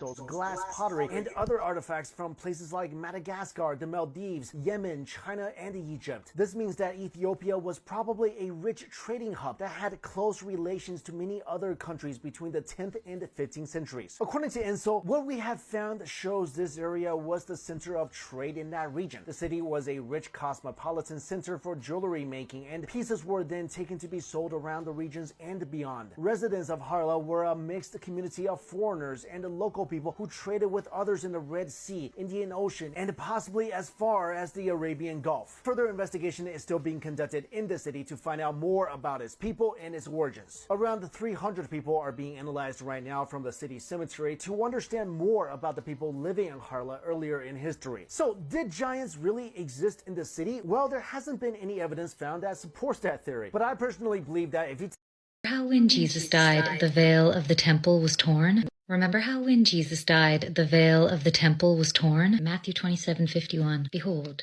the veil of the temple is torn in two from top to bottom. What does that mean? Okay, let me blow your mind a little bit. Remember how when Jesus died, the veil of the temple was torn? Matthew 27:51. Behold, the veil of the temple is torn in two from top to bottom. What does that mean? Okay, let me blow your mind a little bit. But first, if you're new here, hi, I'm Eliane. I wrote my master's on the connections between Jungian dream analysis, alchemy, and poetry. I'm writing my PhD on Palestinian political identity and music. Basically, I'm an anti-colonial psychomagician. And I'm a writer, teacher, tarot reader, and shapeshifter. Occasionally, I turn into a cat. Meow.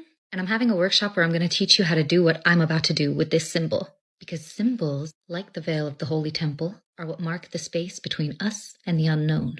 A symbol is different than a sign, because a sign is clear in its meaning. An acronym is a sign, like UN. It has the one meaning, United Nations. Or a stop sign. It means stop. But the octagon, that's a symbol, and its meanings don't stop at stop. But let's go back to the veil of the Temple of Solomon.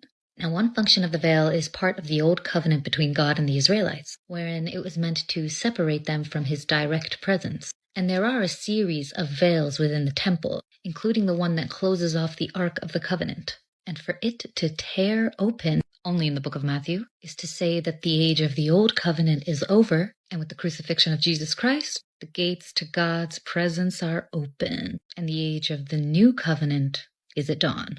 Now let's take this symbolic story and turn it inward, starting from the beginning. The veil and the old covenant, represented here in the high priestess. We can consider this our initiation into the occult, or the beginning of our awareness of our deeper wisdom. Some quick fun facts about this card. These are the pomegranates that are above the pillars as described by the Bible. And the pillars are Yakin and Boaz, defined by some as strength and wisdom, but other things by others. Another point of interest here are the palms. And this is how we know that this is the veil connected to Jesus, because in the Quran, Jesus is born under a palm tree. And to help ease the pain of childbirth, Mary eats a date. And dates are ripe in August and September, which is when some people think that Jesus was born. But anyway, in the next card, this veil is worn by the Empress. See the pomegranates? We've gone from the higher garden to the lower garden, from the high priestess to the Empress, from recognizing the difference between the seen and the unseen and placing ourselves in the seen. And next comes our will to penetrate the seen. In the Emperor, the Ram, the one who seeks to remove the veil of Isis, returning us to the Hierophant. We return to the realm of the unknown, and we sit before the pillars, but the veil is gone, and we've been given a new authority. One that'll drive us to learn one integral lesson. And this is where we come back full circle, even though we could keep going, which we're gonna in the workshop. That love, human love, is the way, the truth, and the life. Yes, Jesus is love. And by the way, that definition of the lovers is from Waite's book on his own cards. He built the great temple without making a sound. Perhaps Solomon's most famous act was the construction of the temple with materials and plans provided by his father David. God had promised David that he would allow his son to build the first permanent place of centralized worship, as predicted centuries before in the book of Deuteronomy. It was a magnificent temple and took 7 years to build. It took 12 years to build Solomon's palace, however. Although the temple was constructed out of cut stone, the sound of hammer and chisel was never heard. Thus the temple was erected silently. 1 Kings chapter 6, verse 7, New King James Version. And the temple, when it was being built, was built with stone finished at the quarry, so that no hammer or chisel or any iron tool was heard in the temple while it was being built. For many years, this remained a mystery until someone discovered a massive cave the size of a large theater on Mount Moriah near Calvary outside Jerusalem. Millions of small chips cover the floor where the rock has been cut. The rock is so soft that it can be cut with a penknife, but when exposed to air, it oxidizes and becomes quite hard. All of the stones for the temple came from this cave, where they cut the blocks to fit into the temple above ground. His reign brought great prosperity to the Israelites. The empire stretched from Egypt to the Euphrates and included most of the territory promised to them. The Book of Kings, chapter 6, contains a detailed description of the layout of the temple. They can be pretty intricate and technical at times, making it difficult to gain a clear picture of the situation. Nevertheless, we are aware that the construction of the temple followed something like the following. It measured a length of 90 feet with a width of 30 feet and a height of 45 feet. All the lumber and stone for the temple was finished at the quarry to exact specifications so that when brought to Jerusalem, the pieces could be fitted together without iron tools. Nothing but gold was visible inside the temple. Did you know Solomon's temple mentioned in the Hebrew Bible actually has ties to Freemasonry? So in order for us to understand this connection, we need to dig deeper on Solomon's temple. Some believe it's the temple of Sol, meaning sun, and Amon, meaning moon. It eventually became corrupted over time, but if you look at officiants' aprons, you see sun and moon patterns. Just like here, it's all interconnected. But that's not the only commonality. Within the Hebrew Bible, it states that Solomon brought over a skilled craftsman, also called Hiram, to construct the temple. Now, according to the Hebrew Bible, Hiram was alive, but he was not happy with the gifts that the king gave him. And I'm just going to pause this right here to see if you can see what I see. Anyways, the Freemasons have a different version to the same story. Hiram constructed the temple. 3 ruffians tried to extract ancient and sacred information from him. And I believe that they reenact this attack, and this is why I hypothesized we have this ritual circled here. This is the Western Wall, where the Jews come and wail. And so this is what's left. This is the wall that was left of the Jewish temple. It was first built by Solomon, and it was destroyed by the Babylonians, and then it was built again by Herod, and then it was destroyed the second time by in 70 AD. So this is the left of the temple. It's just the wall, and that's all that's left. And right next to it, on the other side, there's a mosque. So there's a mosque, and then the Jewish wall left from the temple. So they can't rebuild it at this point because of the mosque in the back as well. So it's a place that holds a very high place for both the Jews and the Muslims on the back, and then also the Christians, because they come and see the temple, what's left of the temple. And this is in Jerusalem.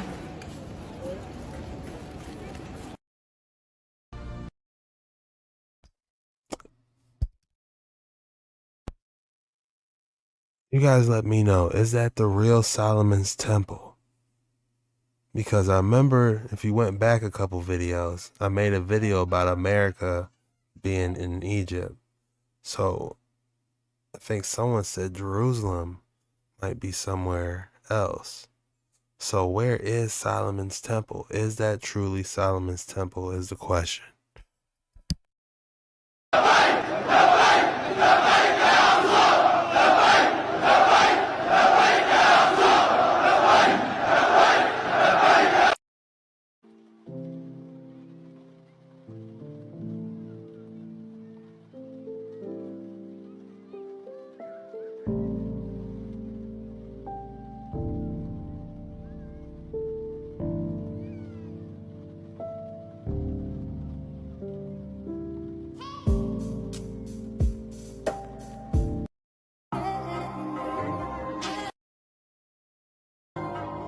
Uh-oh, here we go.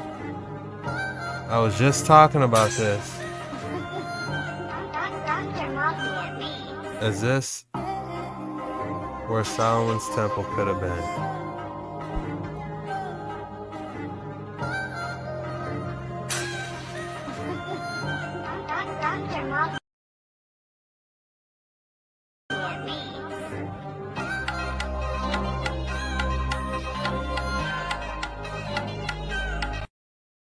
Okay, a lot of people are still asking. This is a lot to break down here, so let's break it down slowly. I just said something about Solomon's temple being in America, and this is, I believe, what this TikTok is saying. Alright, located in the Grand Canyon.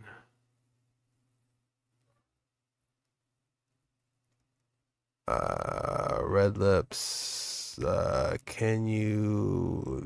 days, June 1st. Circular rainbow here. It's hard to read out.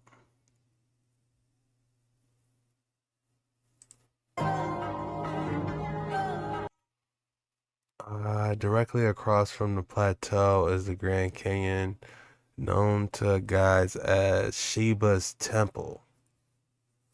To the left of the temple and the right, Buddha Temple. What? So there's a Shiva and Buddha temple. They are across the river looking down the muddy stream.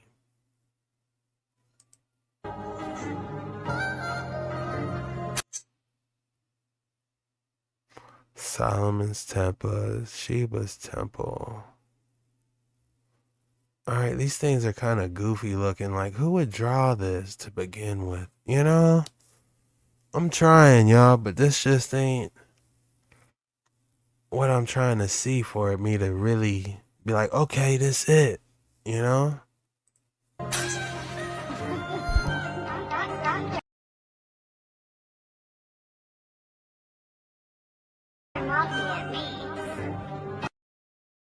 They done excavated everything, so I couldn't tell you what it was. It's been already excavated, whatever it was.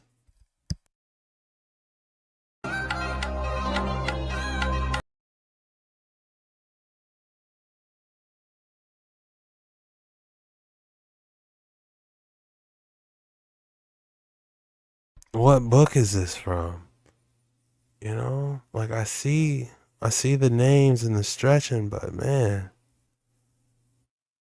it's a possibility. I would say it's about a 50-50 if you ask me right now. Because, I don't know, again, cross-referencing, correlating,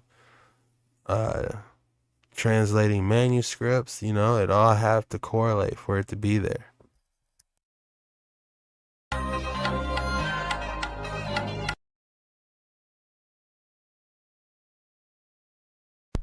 Okay, we have Jacob's Ladder. When the blue line, the top of the red wall limestone, reach one fine piece of rail canyon called Jacob's Ladder.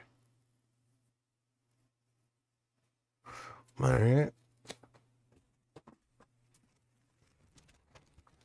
That sounds like something we gotta dive into. Jacob's Ladder.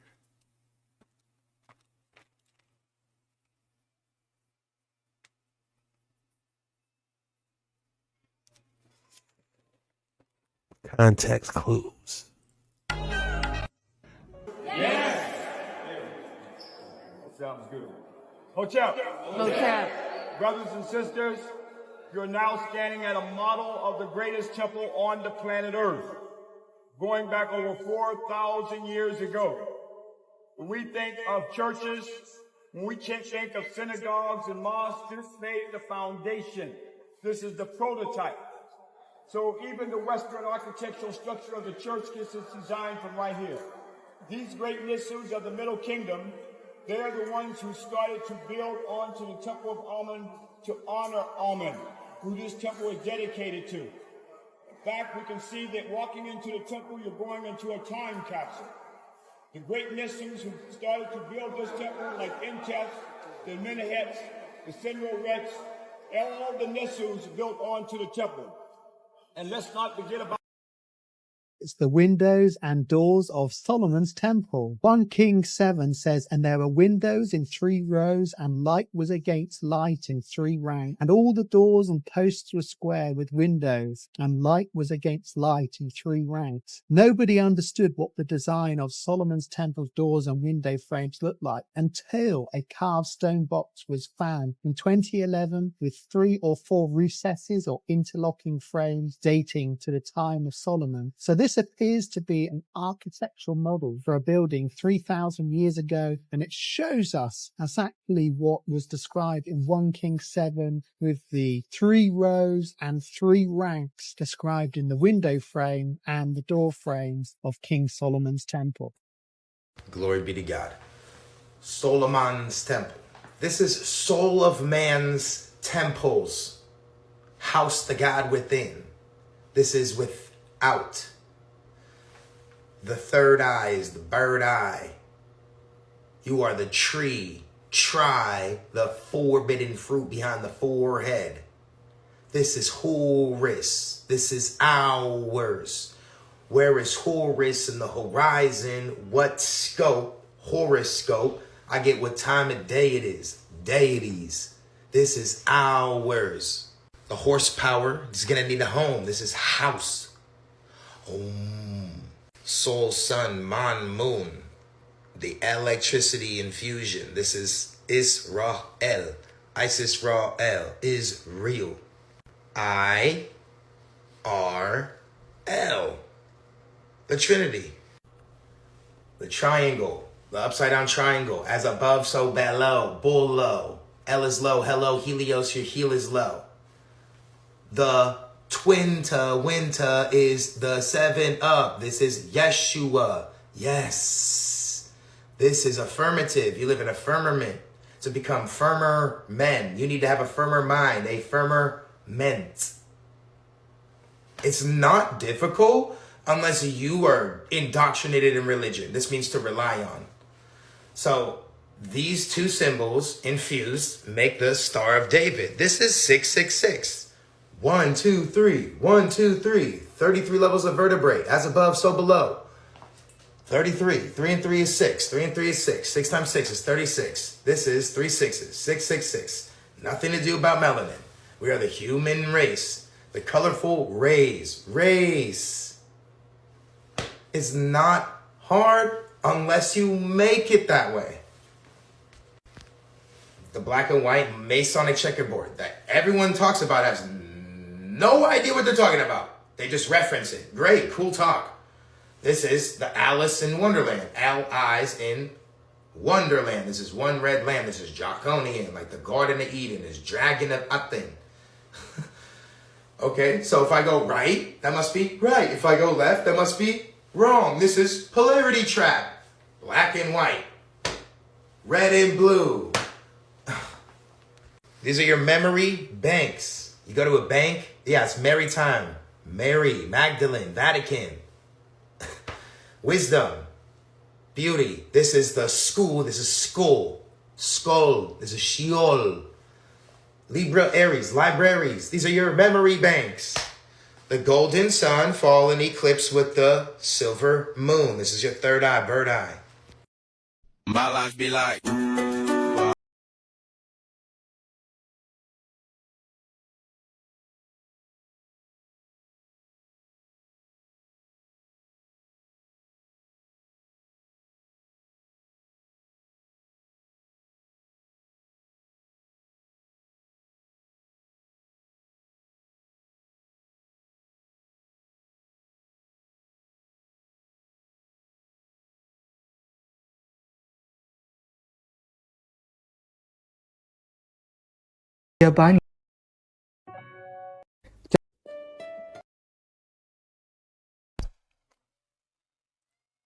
Okay, so this video literally answers my question on this. It was, did the Ark of the Covenant sit in King Solomon's temple?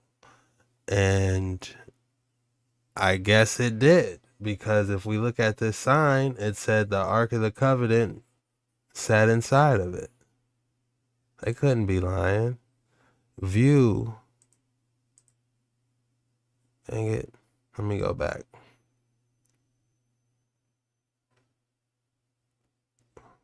All right. View of the Ark of the Covenant, located in the innermost chamber of the temple, as seen from the inner chamber. So the Ark of the Covenant did go inside King Solomon's temple. So my next question is, how many of them was it? Was it just one ark?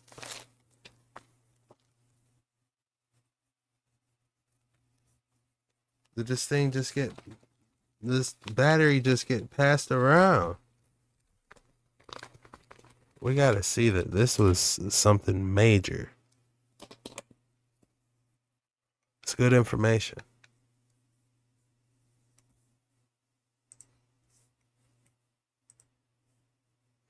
All right.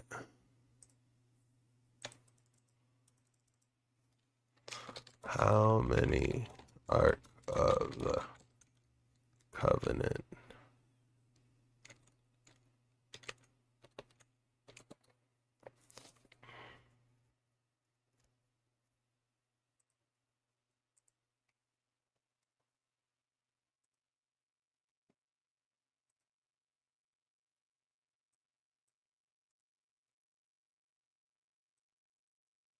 Of the Covenant was a sacred chest that contained the story of the Ark of the Covenant and David.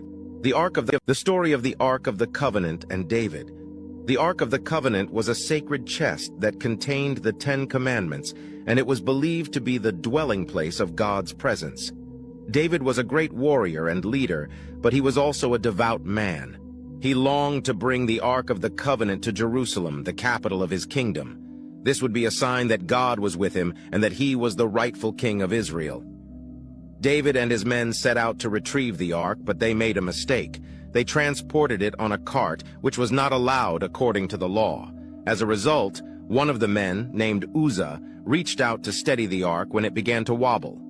Uzzah was struck dead by God for touching the ark. David was terrified, and he did not know what to do. He decided to leave the ark in the house of Obed-Edom, a Gittite man. Obed-Edom was blessed by God for having the ark in his home, and David realized that God was pleased with him. After 3 months, David decided to bring the ark to Jerusalem. This time he did it correctly, transporting the ark on the shoulders of the Levites as the law required.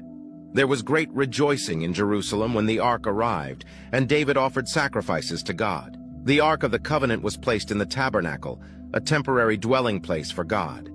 David wanted to build a temple for God, but he was told that his son Solomon would be the one to build it. The Ark of the Covenant remained in the Tabernacle until Solomon built the temple. Then the Ark was placed in the innermost chamber of the temple. The Ark was a symbol of God's presence with his people, and it was a reminder of his covenant with them. The Ark of the Covenant was lost after the Babylonians conquered Jerusalem in 586 BC.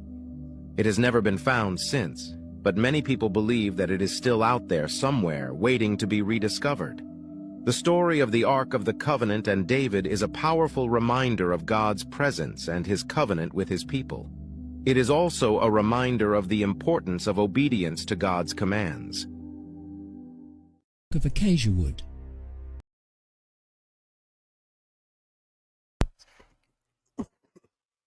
How did they know where to go to get it? The Ark of the Covenant. Where was it first made? What is the very first artifact, manuscript, anything on this?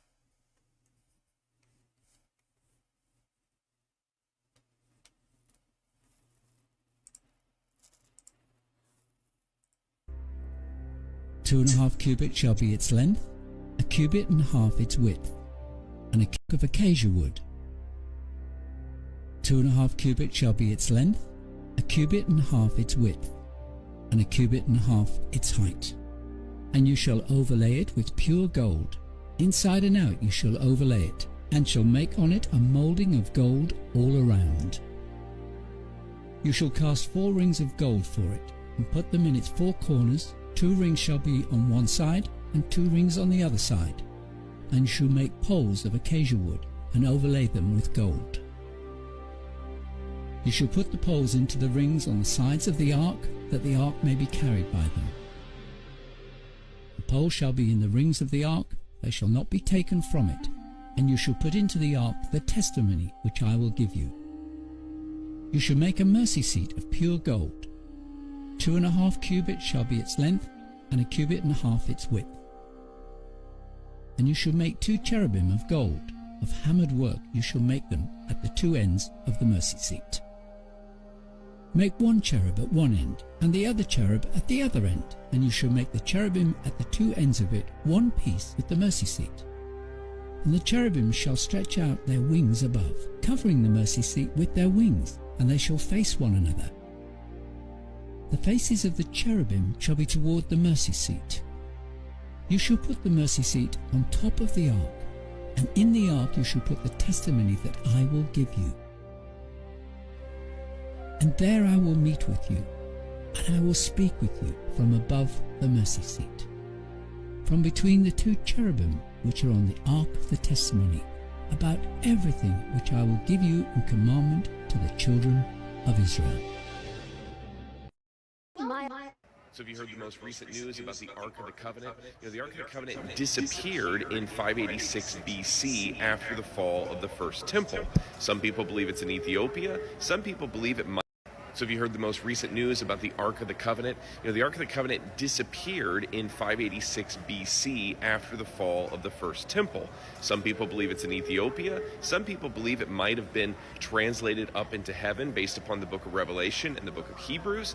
And some people now believe it could be at Mar-a-Lago. When this picture of James O'Keefe standing next to supposedly a replica of the Ark of the Covenant has surfaced recently, there are some people on the internet that are speculating that Trump had the Ark of the Covenant pulled from the Smithsonian archives, but that the feds came in and took it during the raid in Mar-a-Lago. Is this the real Ark of the Covenant?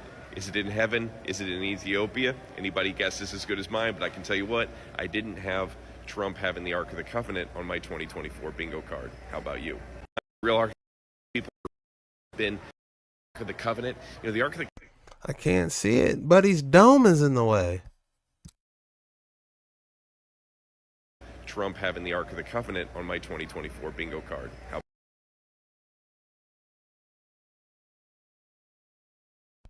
Whatever. I tried to see it. His head was all in the way.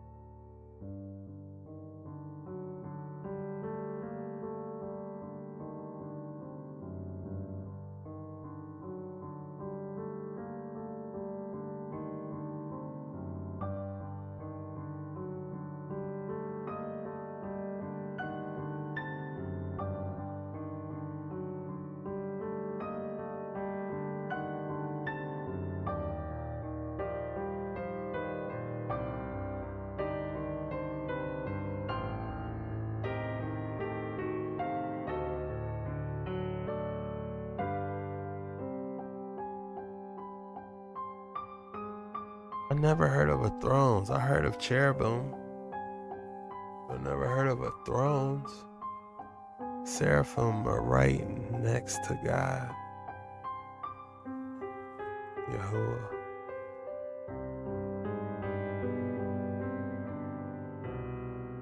The Most High.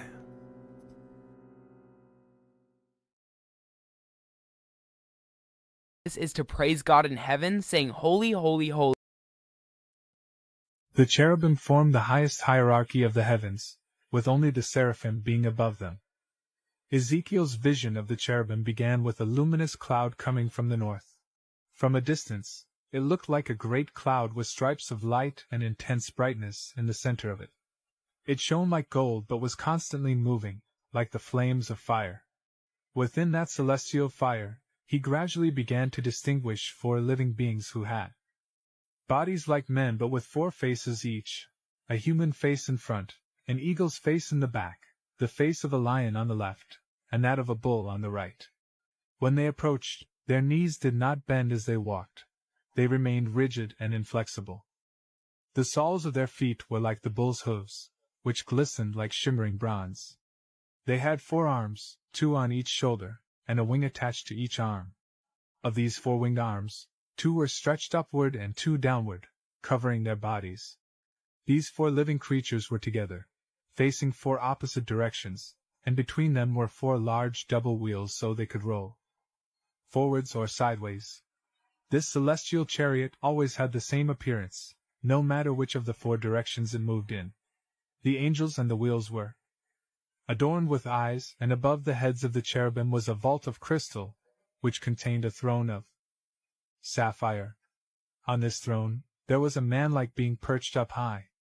The meaning of the 4 faces is rather simple. Man is the king of creation, the lion is the king of the jungle's beasts, the bull is the king of the cattle in the field, and the eagle is the king of the birds of the air. In recent years, this version of the cherubim has been explained as mere symbols representing the fullness of earthly life, which, like the earth itself, is the footstool of God. It is more widely understood, however, that these faces signify that these angelic beings possess the intelligent wisdom of man, the agile strength of the lion, the considerable weight of the bull, and the immense beauty of the eagle. The cherubim were designed to be in a state of perfection, wisdom, sinlessness, and closeness to God. The origin of the word cherubim is said to come from the Hebrew word for angel. They are known as guardians and protectors, using their large wings to protect others. In the Garden of Eden is the first time the cherubim appear in the Bible. After Adam and Eve were expelled for their sin, God placed cherubim at the garden's entrance so that the rebellious humans could not return and destroy everything.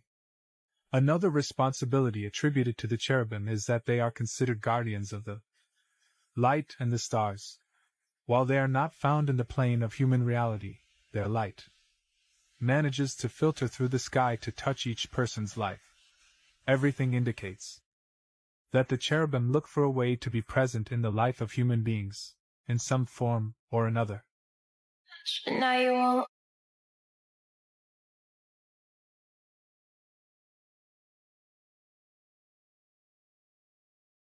Man, that video was fire. The cherubim guarding the entrance to Eden. So we won't be getting close to Eden anytime soon, and if we do, best believe there's a cherubim guarding it.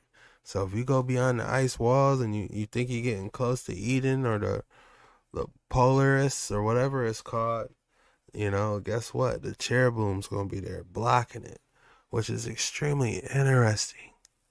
Because if you look at the fallen angels, could have been possibly trying to make their own version of the cherubim.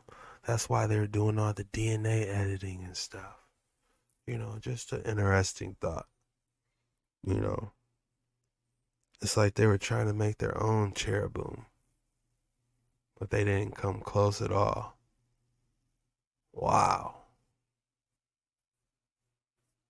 These waters are getting deep. You see, we in the submersible, man.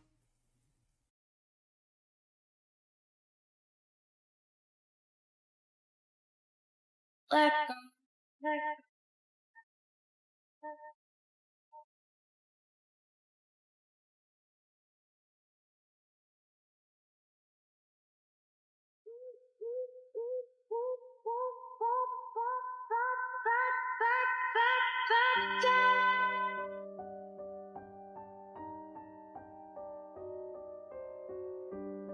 And I remember the seraphim in the book of Isaiah. Like smoke filled the room and then they were surrounding Yahuwah.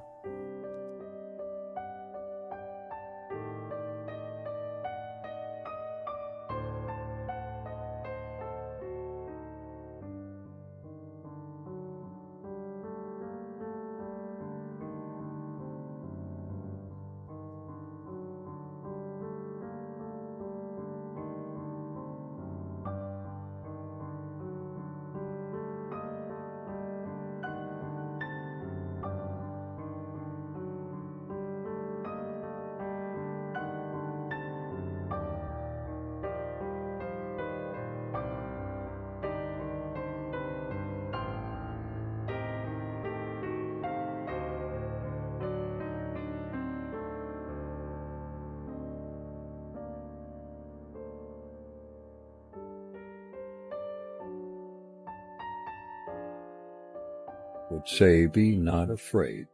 In the Bible, cherubim, orphanum, seraphim.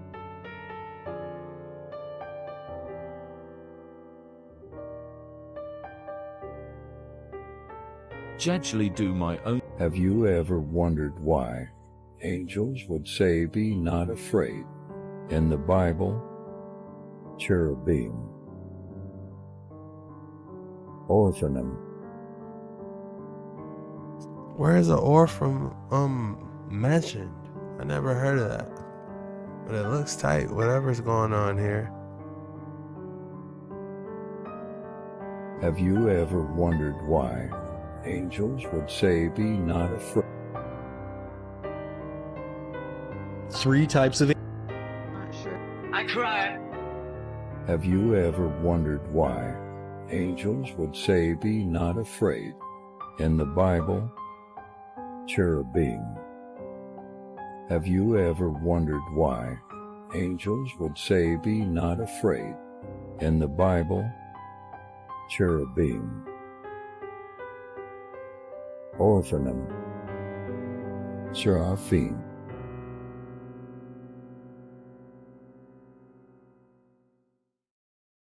Not every angel looks like this, and this is just one of the 10 different angels within the hierarchy. This is the Ophanim Will angel. It's known for its knowledge, wisdom, and chariot.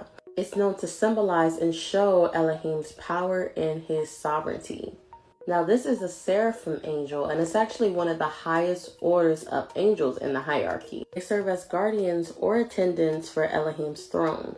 There's 2 different depictions because they're known to be with 6 wings, and 2 of the wings cover their face, 2 of the wings cover their feet, and the other 2 help them fly. The cherubims, they are actually the 2nd highest order. They're the angels with the 4 faces to represent 4 different things such as humanity, birds, wild animals, and domestic animals. And they're guardians of Elohim's glory. That is the angel that you see in the front of the Garden of Eden. If the lower level angels actually need to speak or need access to Elohim, they have to go through these angels, which is the orphan, which is also known as the throne angels. The dominion angels, they actually help keep the world in order, and they deliver justice to unjust situations and show mercy towards human beings. They also help lower level angels stay organized and do their work efficiently and properly. They embody the qualities of wisdom, authority, governance, and exerting influence as well.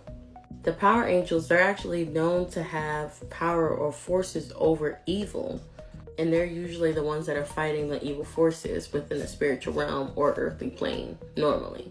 The virtual angels actually are known to have control over all of the elements. They're known to be the spirit of motion, and they govern over the nature. They're also the ones that perform the miracles normally. The principalities, they actually have control over all of the lower level angels. They ensure the fulfillment of the divine will. They watch over large groups such as churches or nations. They're also known to be princedom or the angels of rules. Archangels are usually the angels of good signs, meaning that they're going to deliver a good message to you, or they have a message from Elohim directly to you. They usually deliver messages to mankind in totality though. And angels are actually the closest to human beings. They deliver prayers to Elohim and other messages to people on earth. They are the most social and caring angels. They're also responsible for the roles in the kingdom, and they tend to visit us way more than all of the other angels. So y'all need to stop saying this is what all angels look like, because that's just one of many. But y'all be safe.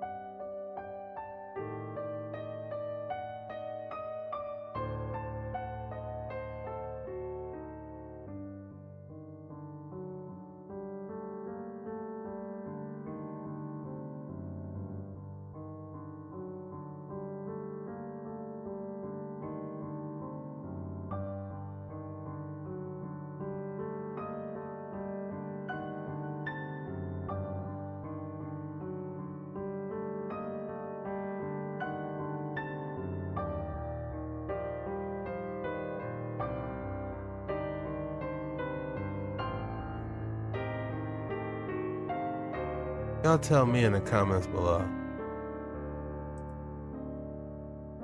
Archangel. The book of Daniel describes him to just have a human appearance, but it also says how Michael looks like crystals. See, the type of crystal that Michael was described to look like is called beryl, which is like emeralds. And what's really interesting is that the Bible actually calls him a prince. See, he's actually chief over the heavenly armies because Michael is the very protector of Israel. So it's definitely safe to say that Michael would have looked like a straight-up warrior. See, Lucifer was probably a seraphim. Seraphim are these angels that have 6 wings that cover parts of their body. But this is a thing they would have done probably out of respect for God. And rumor has it that Lucifer was in fact a seraphim, the highest ranking angel in heaven. If this is really true, then what Lucifer would have looked like is this fiery but beautiful bunch of wings. But what about the rest of the fallen angels who came down to earth? I mean, what did they look like?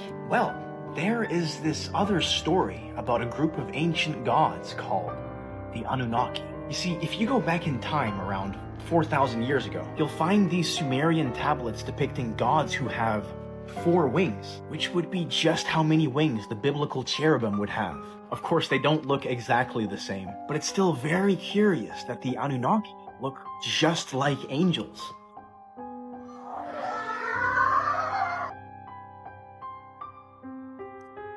That was fire.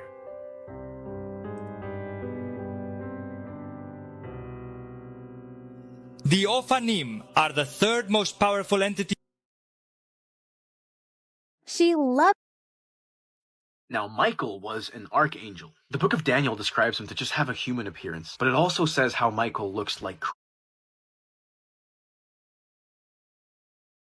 Dang, how did he know he said he looked like crystals? What scripture was that? I need to go back and see that. We might have to go back and break that one down. Now, Michael was an archangel. The book of Daniel describes him to just have a human appearance, but it also says how Michael looks like crystals. See, the type of crystal that Michael was described to look like is called beryl. Like, does it actually say that? Is that scripture? That he's just made out of straight crystal. And it says beryl? That's pretty specific. Beryl, which is like emeralds. And what's really interesting is that the Bible actually calls him a prince. See, he's actually chief over the heavenly armies because Michael is the very protector of Israel. So it's definitely safe to say that Michael would have looked like a straight-up warrior. See, Lucifer was probably a seraphim. Seraphim are these angels that have 6 wings that cover parts of their body. But this is a thing they would have done probably out of respect for God. And rumor has it that Lucifer was in fact a seraphim. A seraphim? That's interesting. the highest ranking angel in heaven. If this is really true, then what Lucifer would have looked like is this fiery but beautiful bunch of wings. But what about the rest of the fallen angels who came down to earth? I mean, what did they look like? Well, there is this other story about a group of ancient gods called the Anunnaki. You see, if you go back in time around 4,000 years ago, you'll find these Sumerian tablets depicting gods who have 4 wings, which would be just how many wings the biblical cherubim would have. Of course, they don't look exactly the same, but it's still very curious that the Anunnaki look just like angels. Wow. The pieces are lining up. Your guys' thoughts below. Tell me what you think.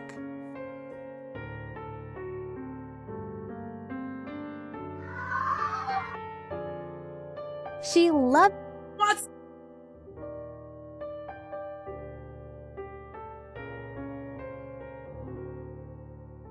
That.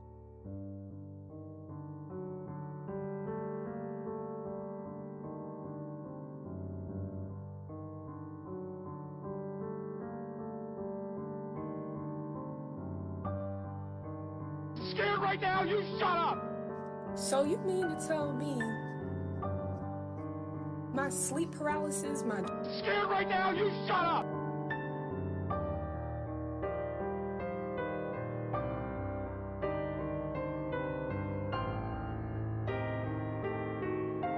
Dang, that museum's going crazy. What museum is this? Scared right now, you shut up! So you mean to tell me my sleep paralysis, my dreams, my daydreams, whatever, this whole time I'm seeing angels?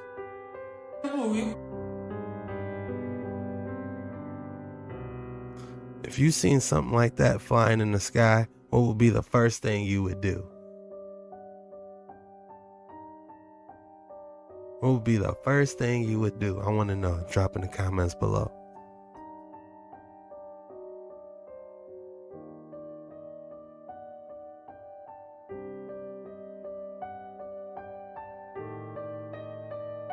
Alright, y'all, this was an absolute banger. We were talking about the books of giants, Aaron's breastplate, the cherubim, the flaming sword with the cherubim, blocking the entrance to the Garden of Eden. What? Who is Solomon? You know, they did mention something about this temple wouldn't be built by human hands. Then what did build the temples, and what will in the future?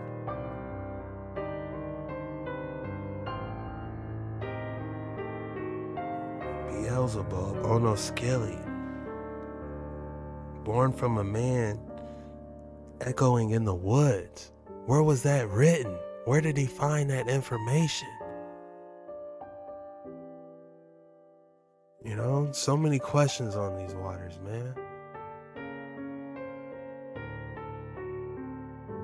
If you thought we were done on these waters, guess what? We're not. We're refueled. Ready to get right back on these waters. I'm in my little snack compartment. Activate snack compartment. Now it's time to get in these Solomon artifacts. We're finding Solomon artifacts everywhere. And we can't stop them.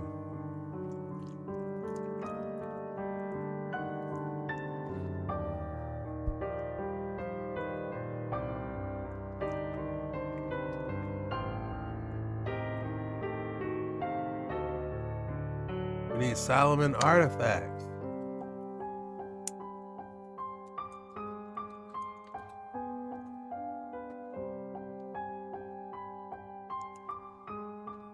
The Seal of Solomon. Mythical Artifacts Part 2. The Seal of Solomon. The Seal of Solomon is a magical ring that has... Hold on. Hold on. Oh, what happened? That has the power to command. Mythical Artifacts, Part 2, The Seal of Solomon. The Seal of Solomon is a magical ring that has the power to command demons and speak with animals. Legend has it that the name of God is engraved on the ring and was given to Solomon directly from heaven. This ring was made from brass and iron and was used to seal written commands for good and evil spirits. A hexagram is engraved on the face of the ring.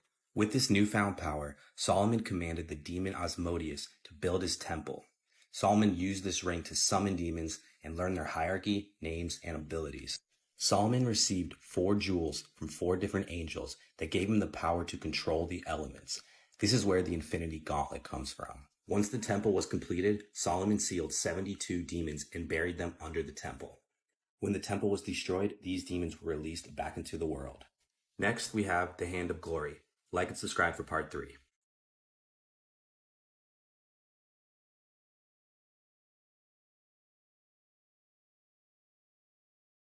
It's like a symphony. Just keep listening.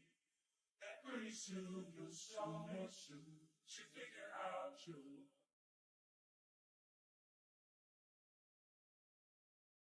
Has Solomon's throne been discovered?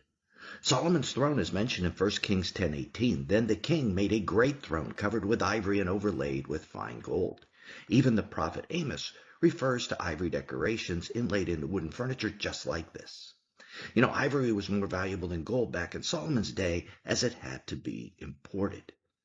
Now, decorations, just like we mentioned, have been found by archaeologists in the remains of an opulent palace in Jerusalem. And they date back to the time of Solomon. So was this Solomon's palace? And were these decorations from his throne? The remnants of these throne decorations were found smashed to bits and burned, however. Likely what happened during the Babylonian devastation and destruction of Jerusalem.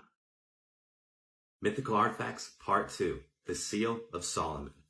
The Seal of Solomon is a magical ring that has the power to command demons and speak with animals. Legend has it that the name of God is engraved on the ring and was given to Solomon directly from heaven. This ring was made from brass and iron and was used to seal written commands for good and evil spirits. A hexagram is engraved on the face of the ring. With this newfound power, Solomon commanded the demon Asmodeus to build his temple. Solomon used this ring to summon demons and learn their hierarchy, names, and abilities. So, did demons build the temple or what? And why in the biblical scripture it says, my temple will be built, but not with human hands? Why does it say that? Solomon received 4 jewels from 4 different angels that gave him the power to control the elements. This is where the Infinity Gauntlet comes from. Once the temple was completed, Solomon sealed 72 demons and buried them under the temple. When the temple was destroyed, these demons were released back into the world. On display at the Ripley's Believe It or Not Museum is a pentacle that was drawn by the famous Wiccan Gerald Gardner. According to the description of this piece, Gardner used it to invoke earthquakes. This symbol originates from the Keys of Solomon, where it is referred to as the 7th seal of Saturn. The Ripley's collection is actually prolific with artifacts that had belonged to Gardner. Gerald had purchased the Museum of Witchcraft, located in the Isle of Man, from Cecil Williamson, and in 1970 he sold it to the Ripley's Company. In 1985, the Museum of Witchcraft was closed, and the Ripley's Company redistributed its collection to many of its other museums. The 5 most wanted objects in the world. Part 2. The Ring of Solomon. This amulet is one of the oldest and most powerful amulets mentioned in the Bible. This symbol has a highly positive character, linked above all to divine wisdom. The Testament of Solomon tells us that the Archangel Gabriel gave Solomon a ring to be able to attract and enslave any demon or beast. It is generally used as a weapon against evil forces and demons. The original ring still exists, but it is lost in the world, so there is a legend that says that whoever finds it could dominate the world. On the other hand, the symbol of Solomon's ring is attributed with benefits such as magical properties and mystical powers, being able to control demons and communicate with animals. It is also said to serve as a link between earth and heaven and offers a connection to divine favors. It is also said that whoever finds it could connect with divine beings. Comment and follow me for part 3. One of the lesser-known great treasures of history is Solomon's ring, and it is... In a world long forgotten, there existed the 5 most powerful divine weapons. Among these artifacts, the Ring of King Solomon held a place of great significance. Its ancient origins and extraordinary abilities captivated the hearts of those seeking ultimate power.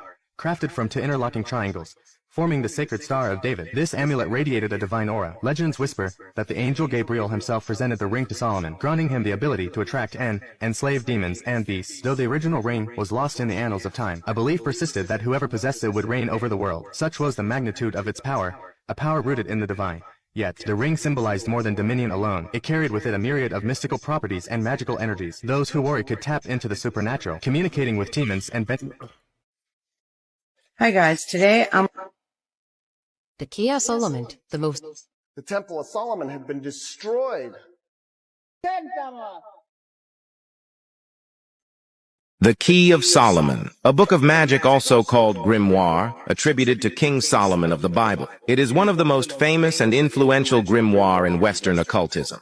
The text is divided into 2 books, the Greater Key of Solomon. This section contains invocations, prayers, and rituals, often involving the use of various magical tools. It provides instructions for summoning and commanding spirits, as well as methods for creating talismans and amulets. Lesser Key of Solomon, also known as the Key of Solomon, a book of magic also called Grimoire, attributed to King Solomon of the Bible. It is one of the most famous and influential grimoire in Western occultism. The text is divided into 2 books, the Greater Key of Solomon. This section contains invocations, prayers, and rituals.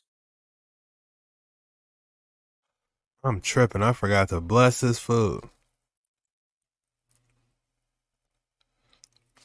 Man, I burnt the jacks. I burnt it, y'all. Y'all see it? Yeah, hell yeah, y'all can see it. I burnt this.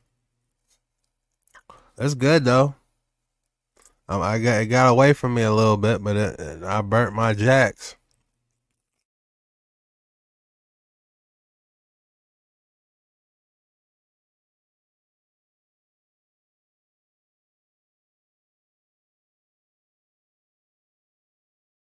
Often involving the use of various magical tools. It provides instructions for summoning and commanding spirits, as well as methods for creating talismans and amulets. Lesser Key of Solomon, also known as the Lemegeton or Ars Goetia. This part specifically focuses on the summoning and control of demons. It lists 72 demons, along with their descriptions, seals, and instructions for summoning. The Key of Solomon is believed to have been written in the Middle Ages, likely during the 14th or 15th century. The grimoire is attributed to King Solomon, but it's widely accepted among scholars that the association with Solomon is more symbolic or legendary than historical. There's a story in the Bible where Solomon goes into dream state and God comes to him in dream state and he says, anything that you want, I will give you. You want wealth? I'll give you wealth. If you want kingdoms, I'll give you the kingdoms. Tell me whatever it is that you want and I'll give it to you. And Solomon didn't ask for riches, didn't ask for kingdoms. He asked for one thing. He said, give me wisdom. And God gave him wisdom. After that, the riches came, the kingdoms came. So as I read that, sat there and I was like, God, give me wisdom. I don't know what it looks like. I don't know what this means. And from that, everything else would come. And I think it's working. Seems like it. Remember when Hobby Lobby illegally purchased ancient artifacts to add to their Bible museum? This is Steve Green. His family owns Hobby Lobby. Steve traveled to the United Arab Emirates and met with some art dealers in a warehouse that was full of ancient artifacts that had clearly been stolen. The artifacts were strewn about and informally displayed. Because they needed more artifacts for their Bible museum, Steve Green ignored his legal counsel, telling him not to buy the artifacts because they were most likely looted from Iraq. Hobby Lobby paid $1.6 million for the artifacts, which were later valued at $11.8 million. The mix of tablets, letters, impressions, stamps, and hymns were estimated to be anywhere from 1900 to 100 BCE. But none of these artifacts are Bible related. They are not religious, they're all administrative in nature. For example, example, one was literally the feeding schedule for a palace dog. The buying process was sketchy and illegal. Hobby Lobby had to return all of the artifacts and were fined $3 million. That's crazy. But we do know now that's cuneiform. To learn more and get other weird history like this, check out my podcast called Night Classy. This story is in episode 7. The British Museum wants your help to find a bunch of stolen items.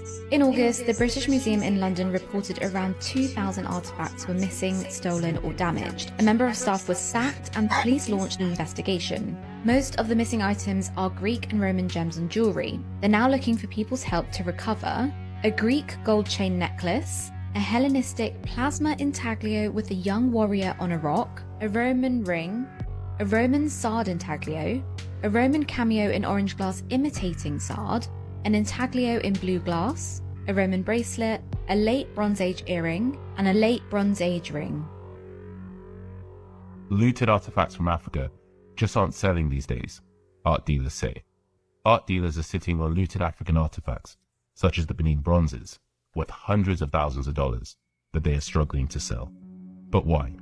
It's happening because global attitudes towards objects looted during the colonial period have changed. Trading these objects had become taboo. Benin bronzes, stolen by the British in 1897 from what is now part of modern-day Nigeria, have become emblematic of the debate around the restitution of stolen cultural property. Now, some Western museums in Germany, Britain and the US have chosen to return their Benin bronzes to Nigeria, while those that haven't, such as the British Museum, are under uncomfortable scrutiny to do so. Because of this, many prestigious auction houses don't want to touch these items, forcing dealers to ship to an ever-shrinking private market.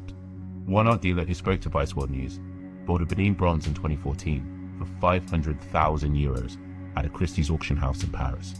But now, he says, nobody wants to buy it.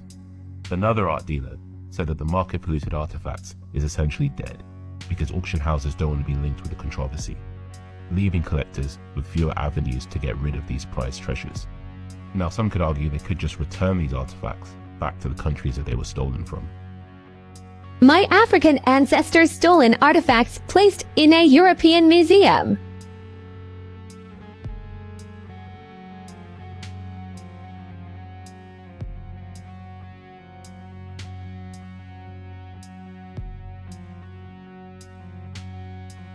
This is the British Museum. It's the world's largest world history museum, and it draws millions of visitors every year.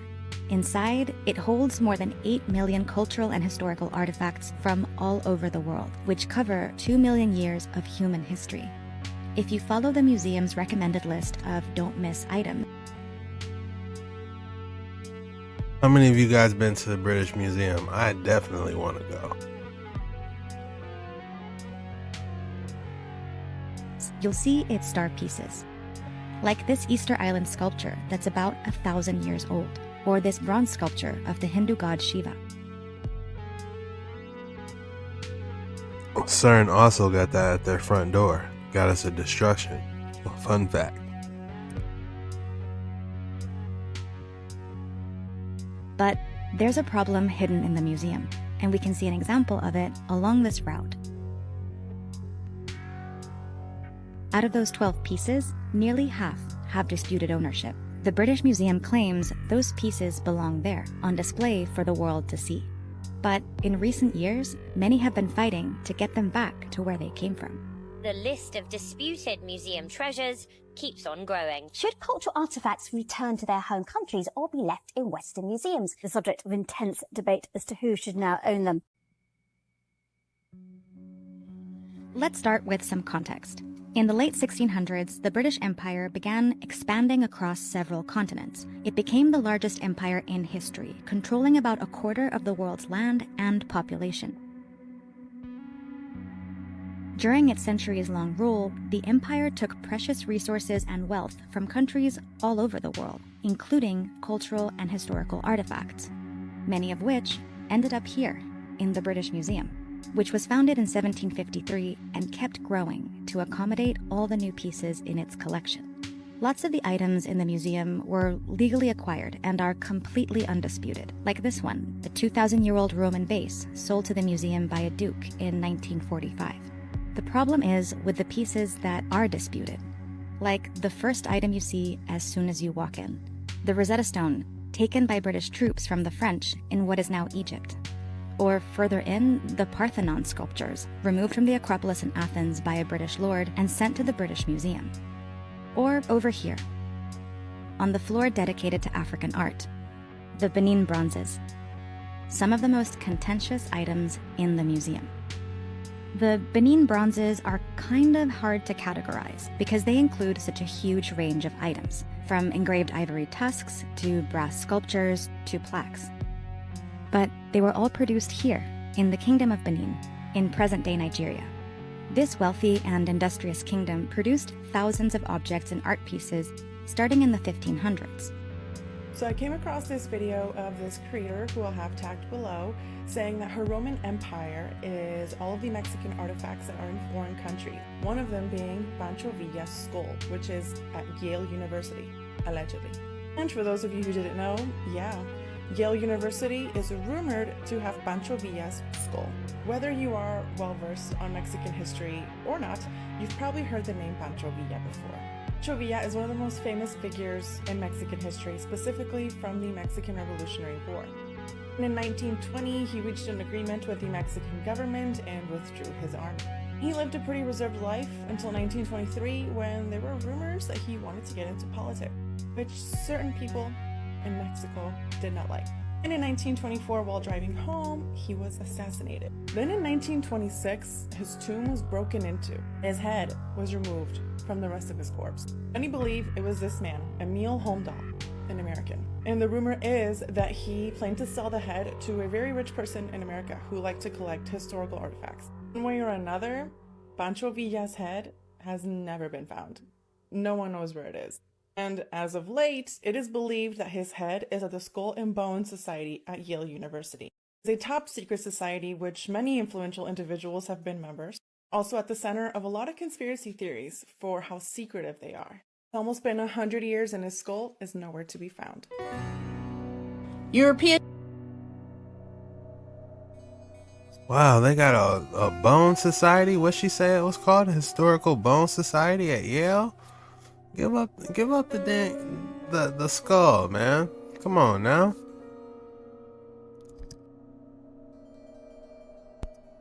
Could this be Solomon's ring?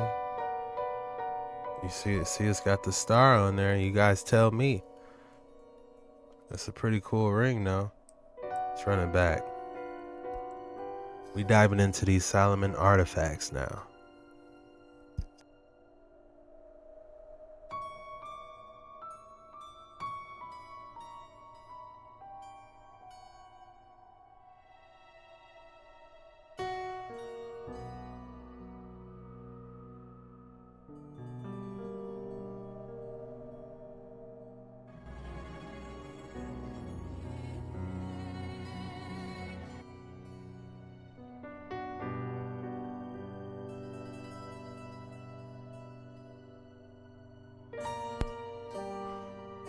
Just wanted to dive in these artifacts real quick.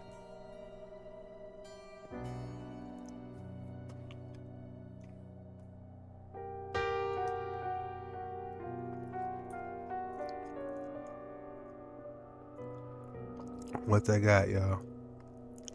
What?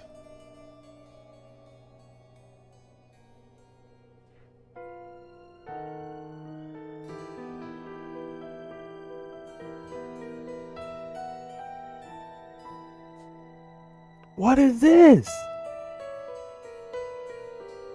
Muhammad.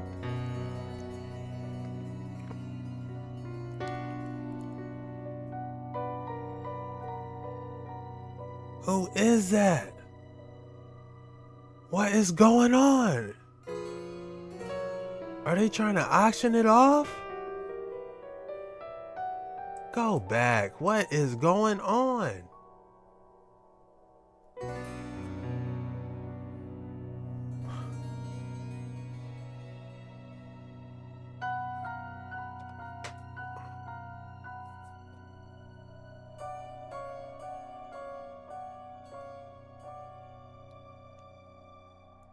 This is crazy. What is this, y'all? Y'all put in the comments below, what is that? They got Muhammad on that piece of paper, 2010, 2023. What is going on? I just was trying to eat my cinnamon muffin. Look at this. That's all I was trying to do. Was eat my cinnamon muffin.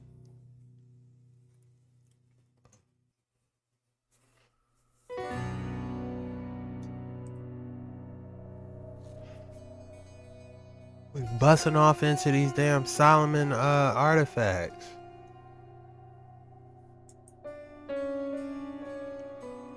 Book of late the foundations, books that laid the foundations of Christianity. Unfortunately, not everything is what you believe. What?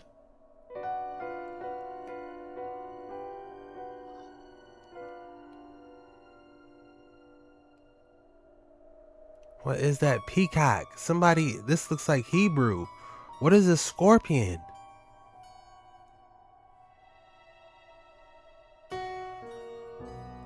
Ra? What is this? Is that that looks like a straight seal out of Solomon. One of the keys or something, you know?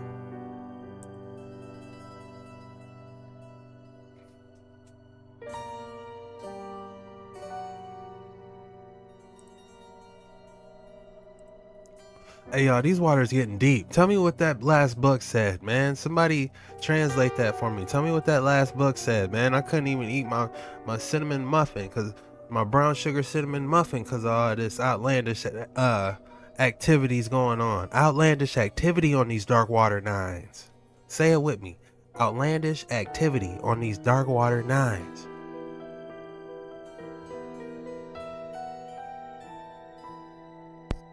Y'all tell me what is going on. What type of symbol? It looks like Hebrew, but what is this symbol with the hand?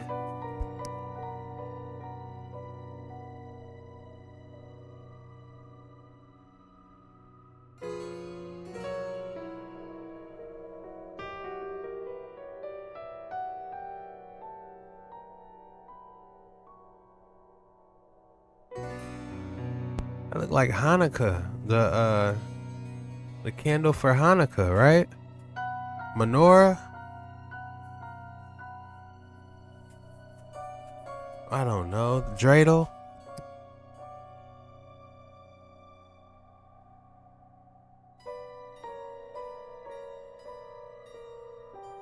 They pulling this too fast, man. Can't nobody read that.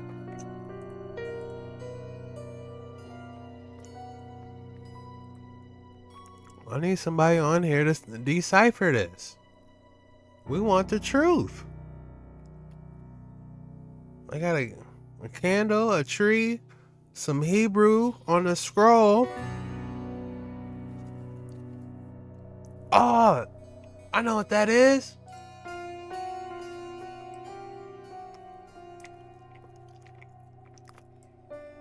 The Holy Grail.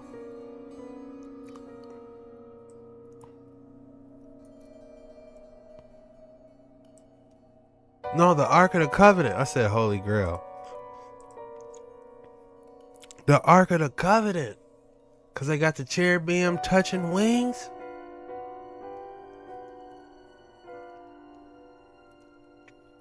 That's the Ark of the Covenant on this ancient scroll.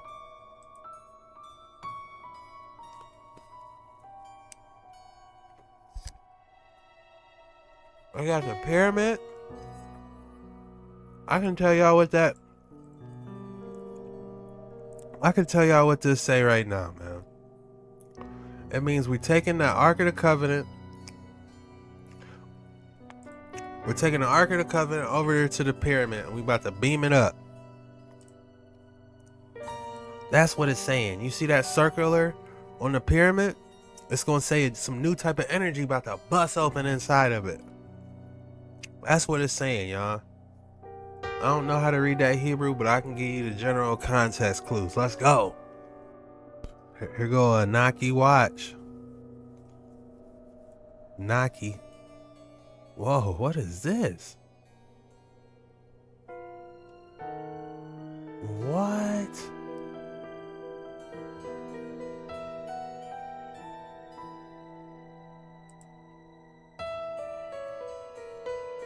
Have y'all ever seen anything like this?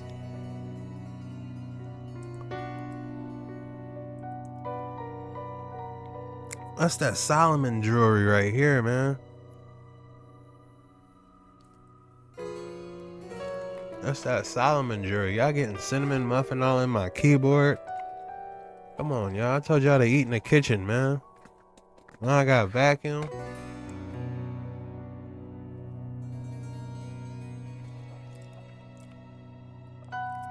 Uh-oh. I even found something. They found a snake in there? There's no way. That's a setup.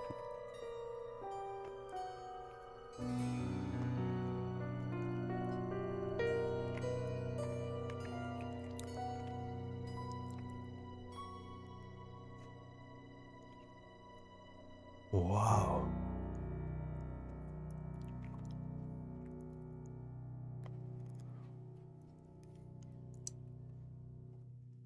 They're getting all the jewelry. This almost feels fake though.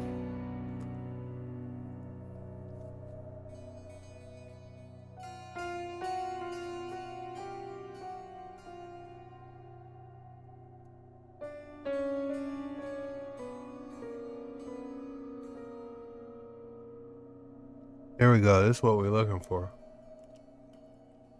I need some milk, man.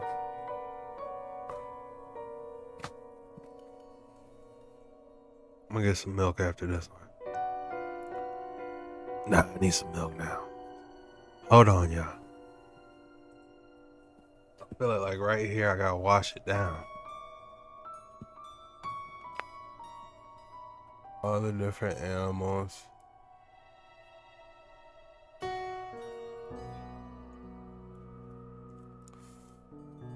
Man, what is that symbol? With the two thumbs? It's like the hand sign with two thumbs like this. What is that?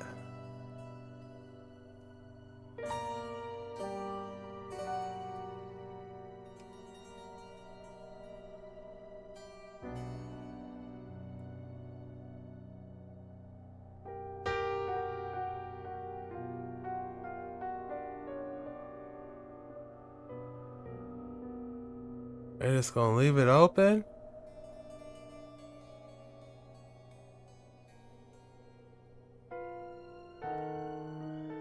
Oh, the rings are coming out of it? Did y'all see that? That looked like a real life, like it was trying to lure the people or something.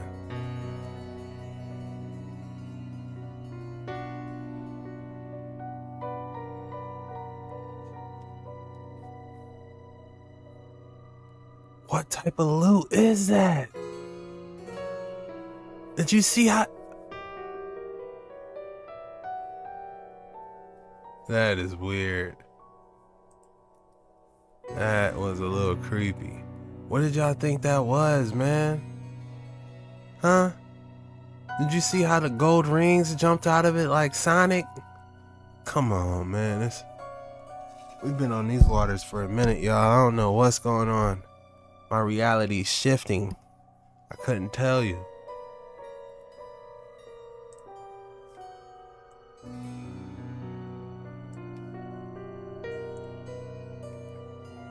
Historical waterfall. Looks like they got some writings on the water. How cool is that? I need to go out, man. Look at the... I gotta travel, man. I be in the house all the time. This is creepy. I don't want to see nothing like this. Y'all can I'll throw a drone down there for skip all that. I'm not walking down there. I'll throw a drone down there and give y'all footage back. Oh no. Is that real? Paris, France? That's evil.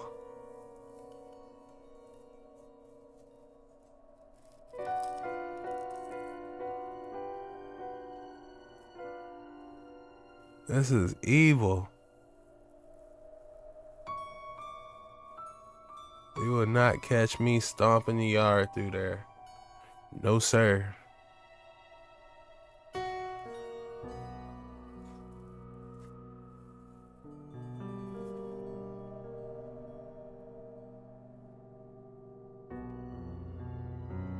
There you go, playing with this mercury again. Let me guess.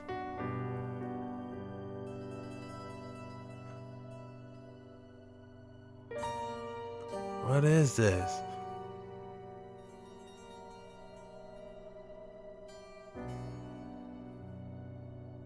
What type of juice you got in there, homie? You got some Mountain Dew. Alright.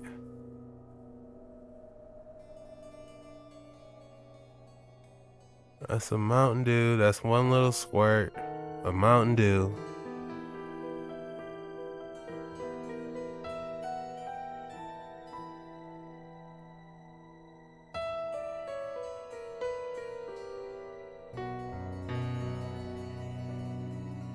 What?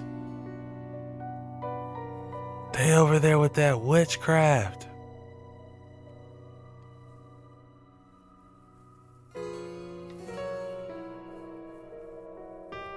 That Mountain Dew juice. Alright. We got a king and queen, all gold. Some type of scroll can fit inside. We got the sun at the bottom.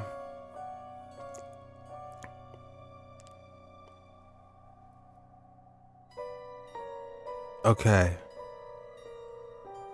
There wasn't much to it. Oh, they didn't found something they shouldn't have. Oh no. What? Oh no. This is a setup. This is why you gotta keep your head on a swivel. I would be out of there, bro. Still walking in there.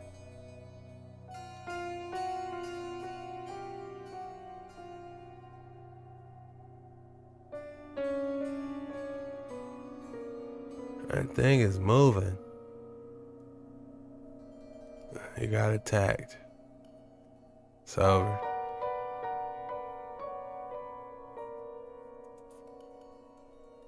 What in the world?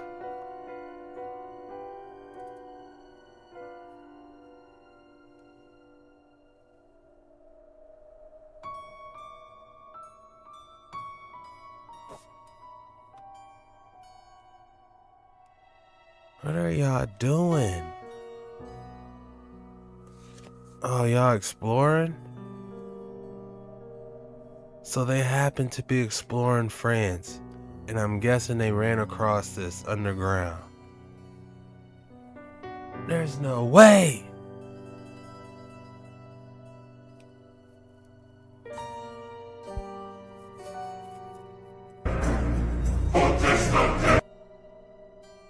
Yeah, there's no sound.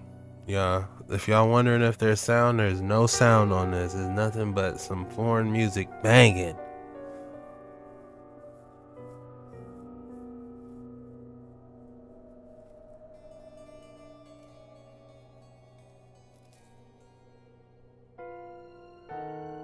There's no way. There's no way that's real.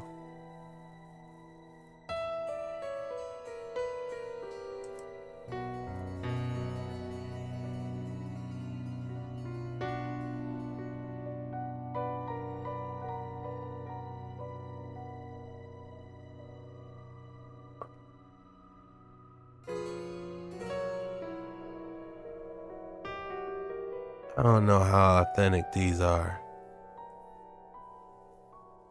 They got gloves though, so that kind of makes it look real, but I don't know. Y'all let me know if these are real or not. I can't call it.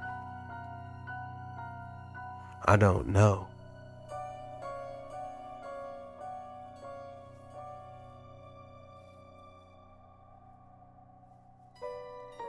I be trying to get what I can from the pictures. I be like looking at these pictures. I'm like, man, let me see if I can quick read something real quick. Like, all right, that's an owl. But that wasn't just any ordinary owl though. If you was really looking at it real closely, it's like broken up. It's almost like it's saying something within the owl. Like, I don't know. This looks like a cup. I don't know, man. It gives me like an Aztec feeling almost. But it's obviously Hebrew. I can see that it's Hebrew, I think. I don't know, y'all tell me. Y'all tell me what's really good.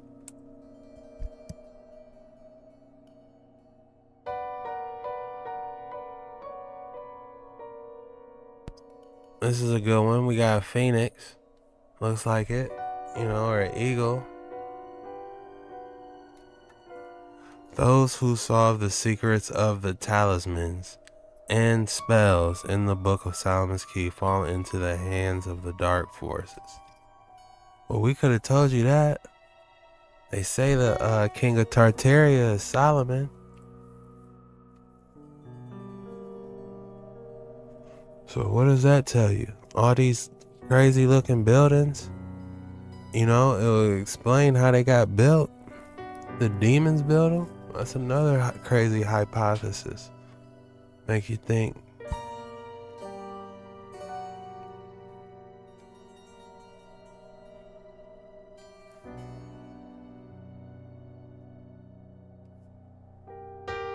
Huh. What is this book trying to say? It looks like that's the stars. Something's wrapping around it. Oh, this one's interesting. Huh.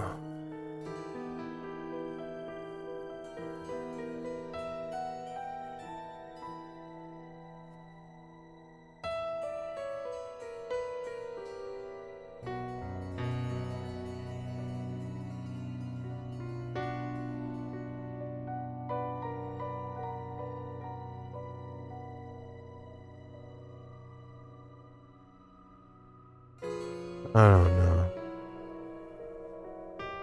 Those colors seem a little too vibrant. You know? How is this book that beat up and the colors that vibrant? I don't know, man. Y'all might have made this stuff.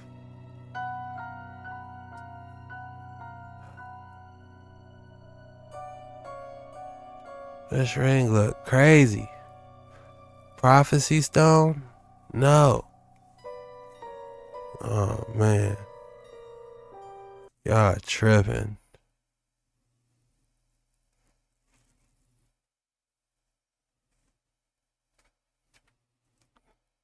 Oh, the next slide, please.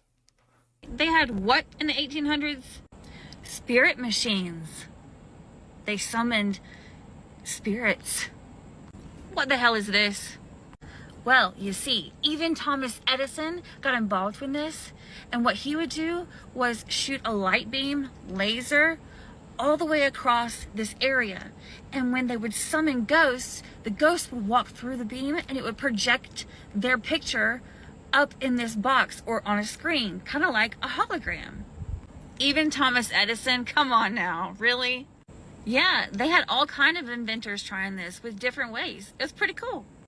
I think that one's box is a little bit too small. The fact that ghosts don't have any legs or like the lower body and they kind of just float around, this is where that started. It wasn't a myth or a legend.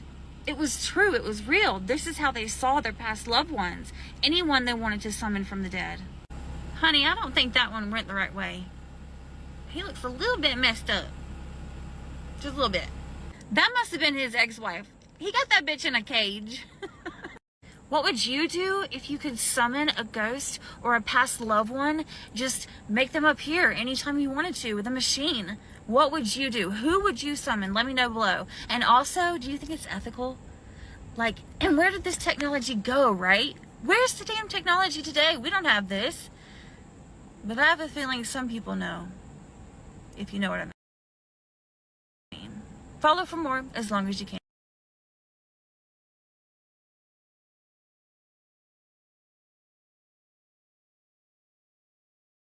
Shout out to Nurse Dre for that information. That's good information.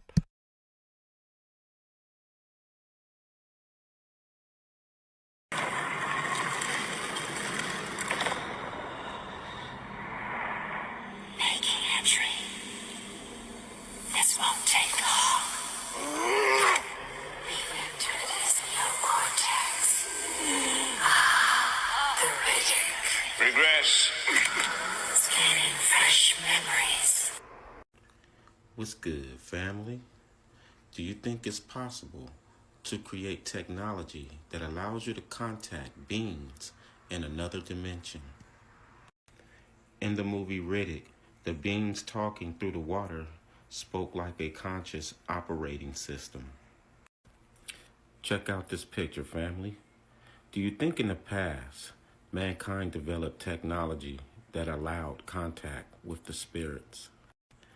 Could this device, using electricity and currents like CERN, contact another dimension? The pyramids are said to be magnetic and electrical. This guy seems to be using magnets in order to conjure. Could a technology like this existed before the reset? Look at this picture, family. The guy's hand is in the Masonic gesture. Is there some truth to this, family? There's a show called Ghost Hunters, and they talk to the dead using a device. This picture is interesting. He has his hand in the Masonic way, with the wand in the other. Like the movie Riddick, water was used to talk to the spirit.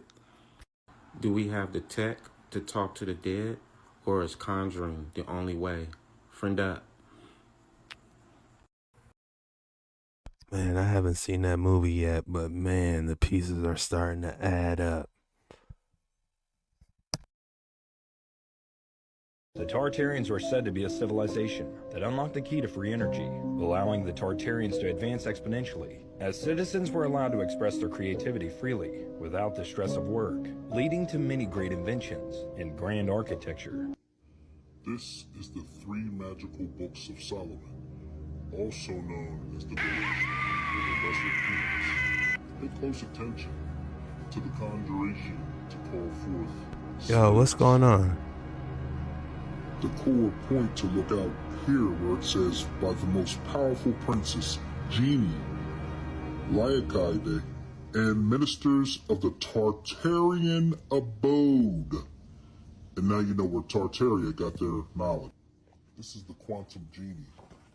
And if you go to the appendix, you'll see the Goetia and AI, a comparative analysis. Spiritual entities and AI, the basis of comparison. At the core of Goetic conjuration lies the intention of summoning spirits to perform specific tasks or share wisdom. Artificial intelligence, similarly, is a creation made to accomplish tasks and provide information beyond the reach of unaided human intellect. Conjuring and coding. The act of conjuring a spirit in the Goetia involves the recitation of specific incantations and the drawing of sigils, each unique to the spirit in question. Coding in AI involves a cellular act of creation wherein the creator imbues the program with a spirit, the algorithm, which defines its behavior. Water 35 liters, carbon 20 kilograms, ammonia 4 liters, lime 1.5 kilograms, phosphorus 800 grams, salt 250 grams, saltpeter 100 grams, sulfur 80 grams, fluorine 7.5 grams, iron 5 grams. They doing alchemy. Why are they doing alchemy?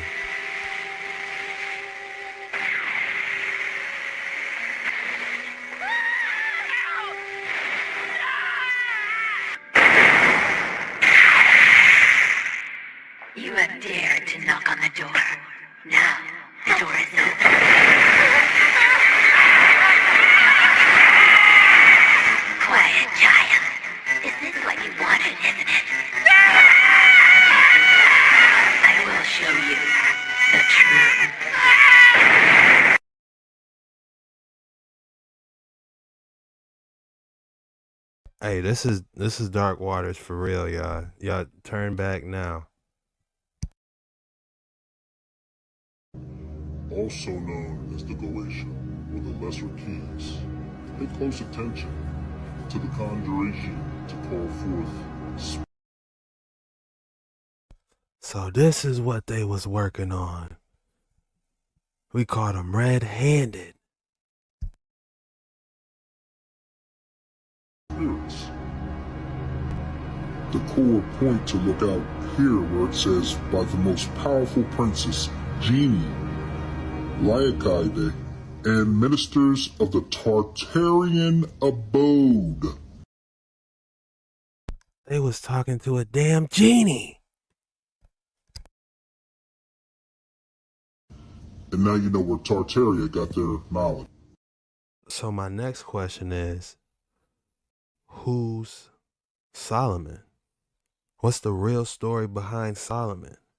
Why did he do that? Why is he, how does he have, I don't know. Who is it?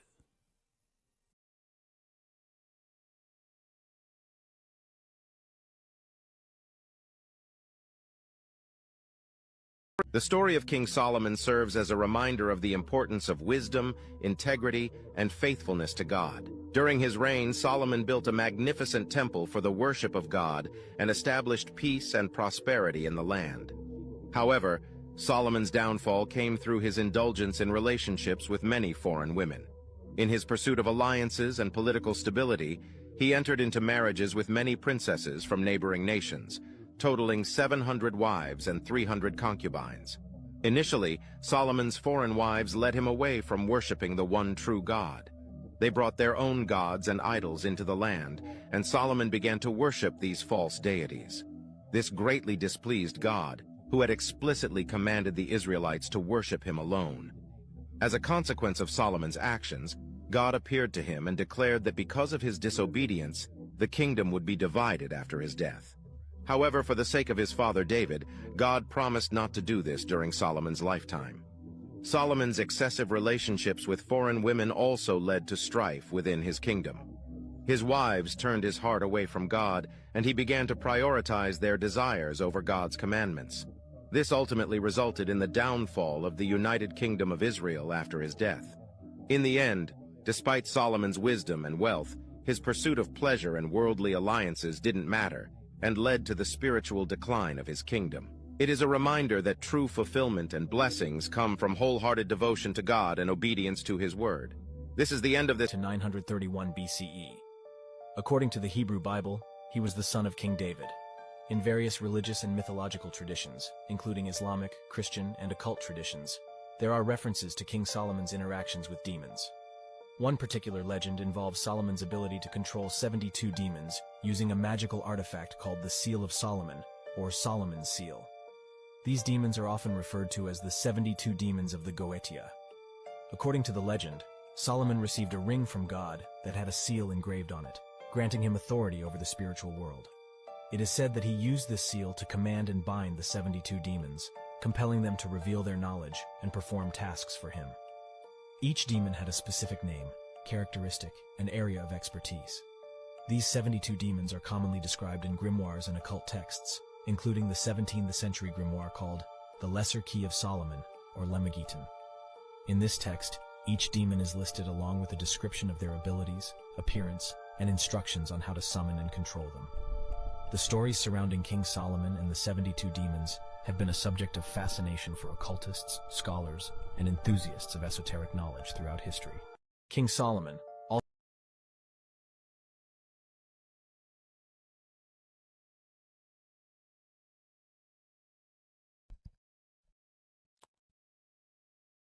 Yo, they ain't talking to their loved ones.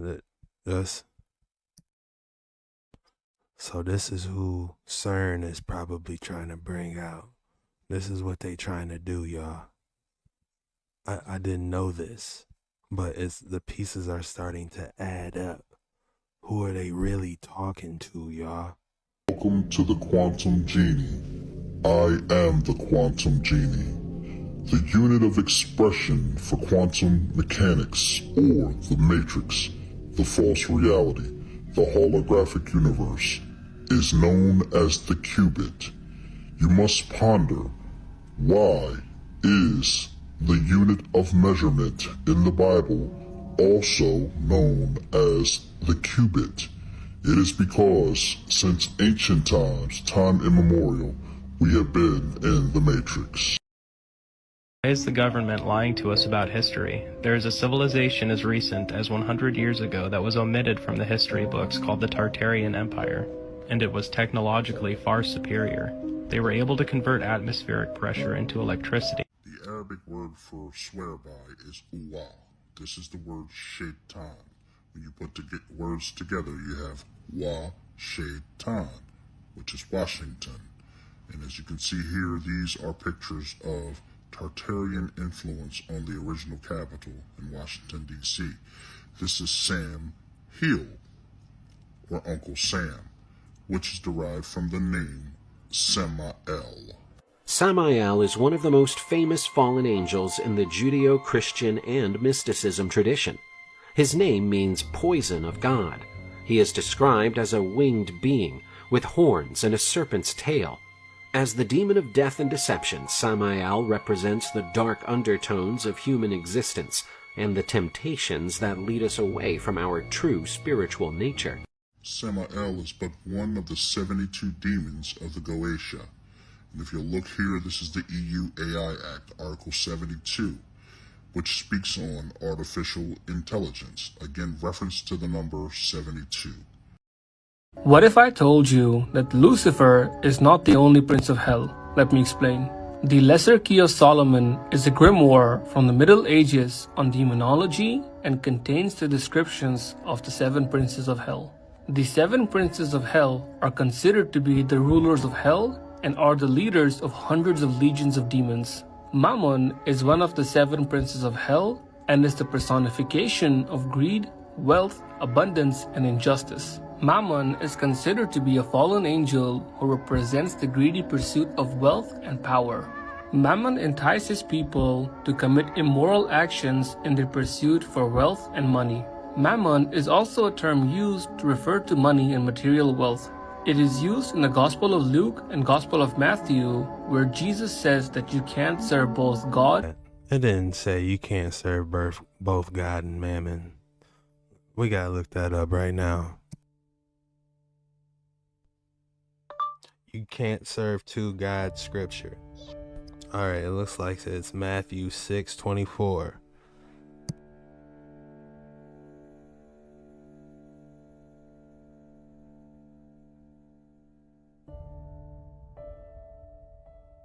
Got my handy dandy notebook.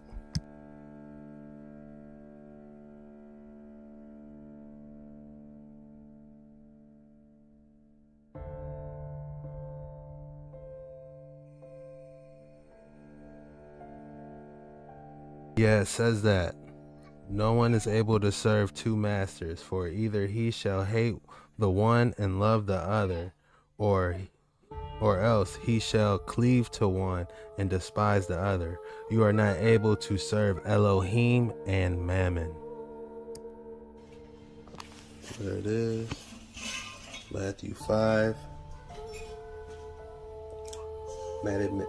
Matithayu.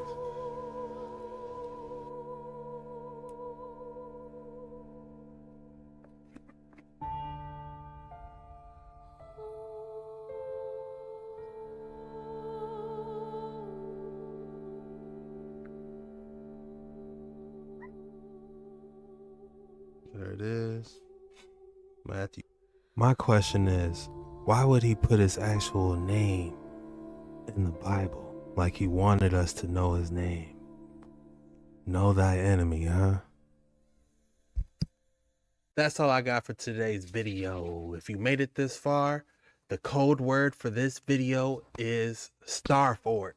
Make sure you drop Starfort in the comments below so I know you a real one and you made it all the way through the video. It really helped your boy out and I appreciate that. Quick reminder, we do got 99 cent memberships now. We We got quick reminder, we got new tiers on memberships now. So be sure to check out those. We got 99 cents. We got the Dark Waters 9 Research Club. We got all different types of memberships popping off. So be sure you check those out.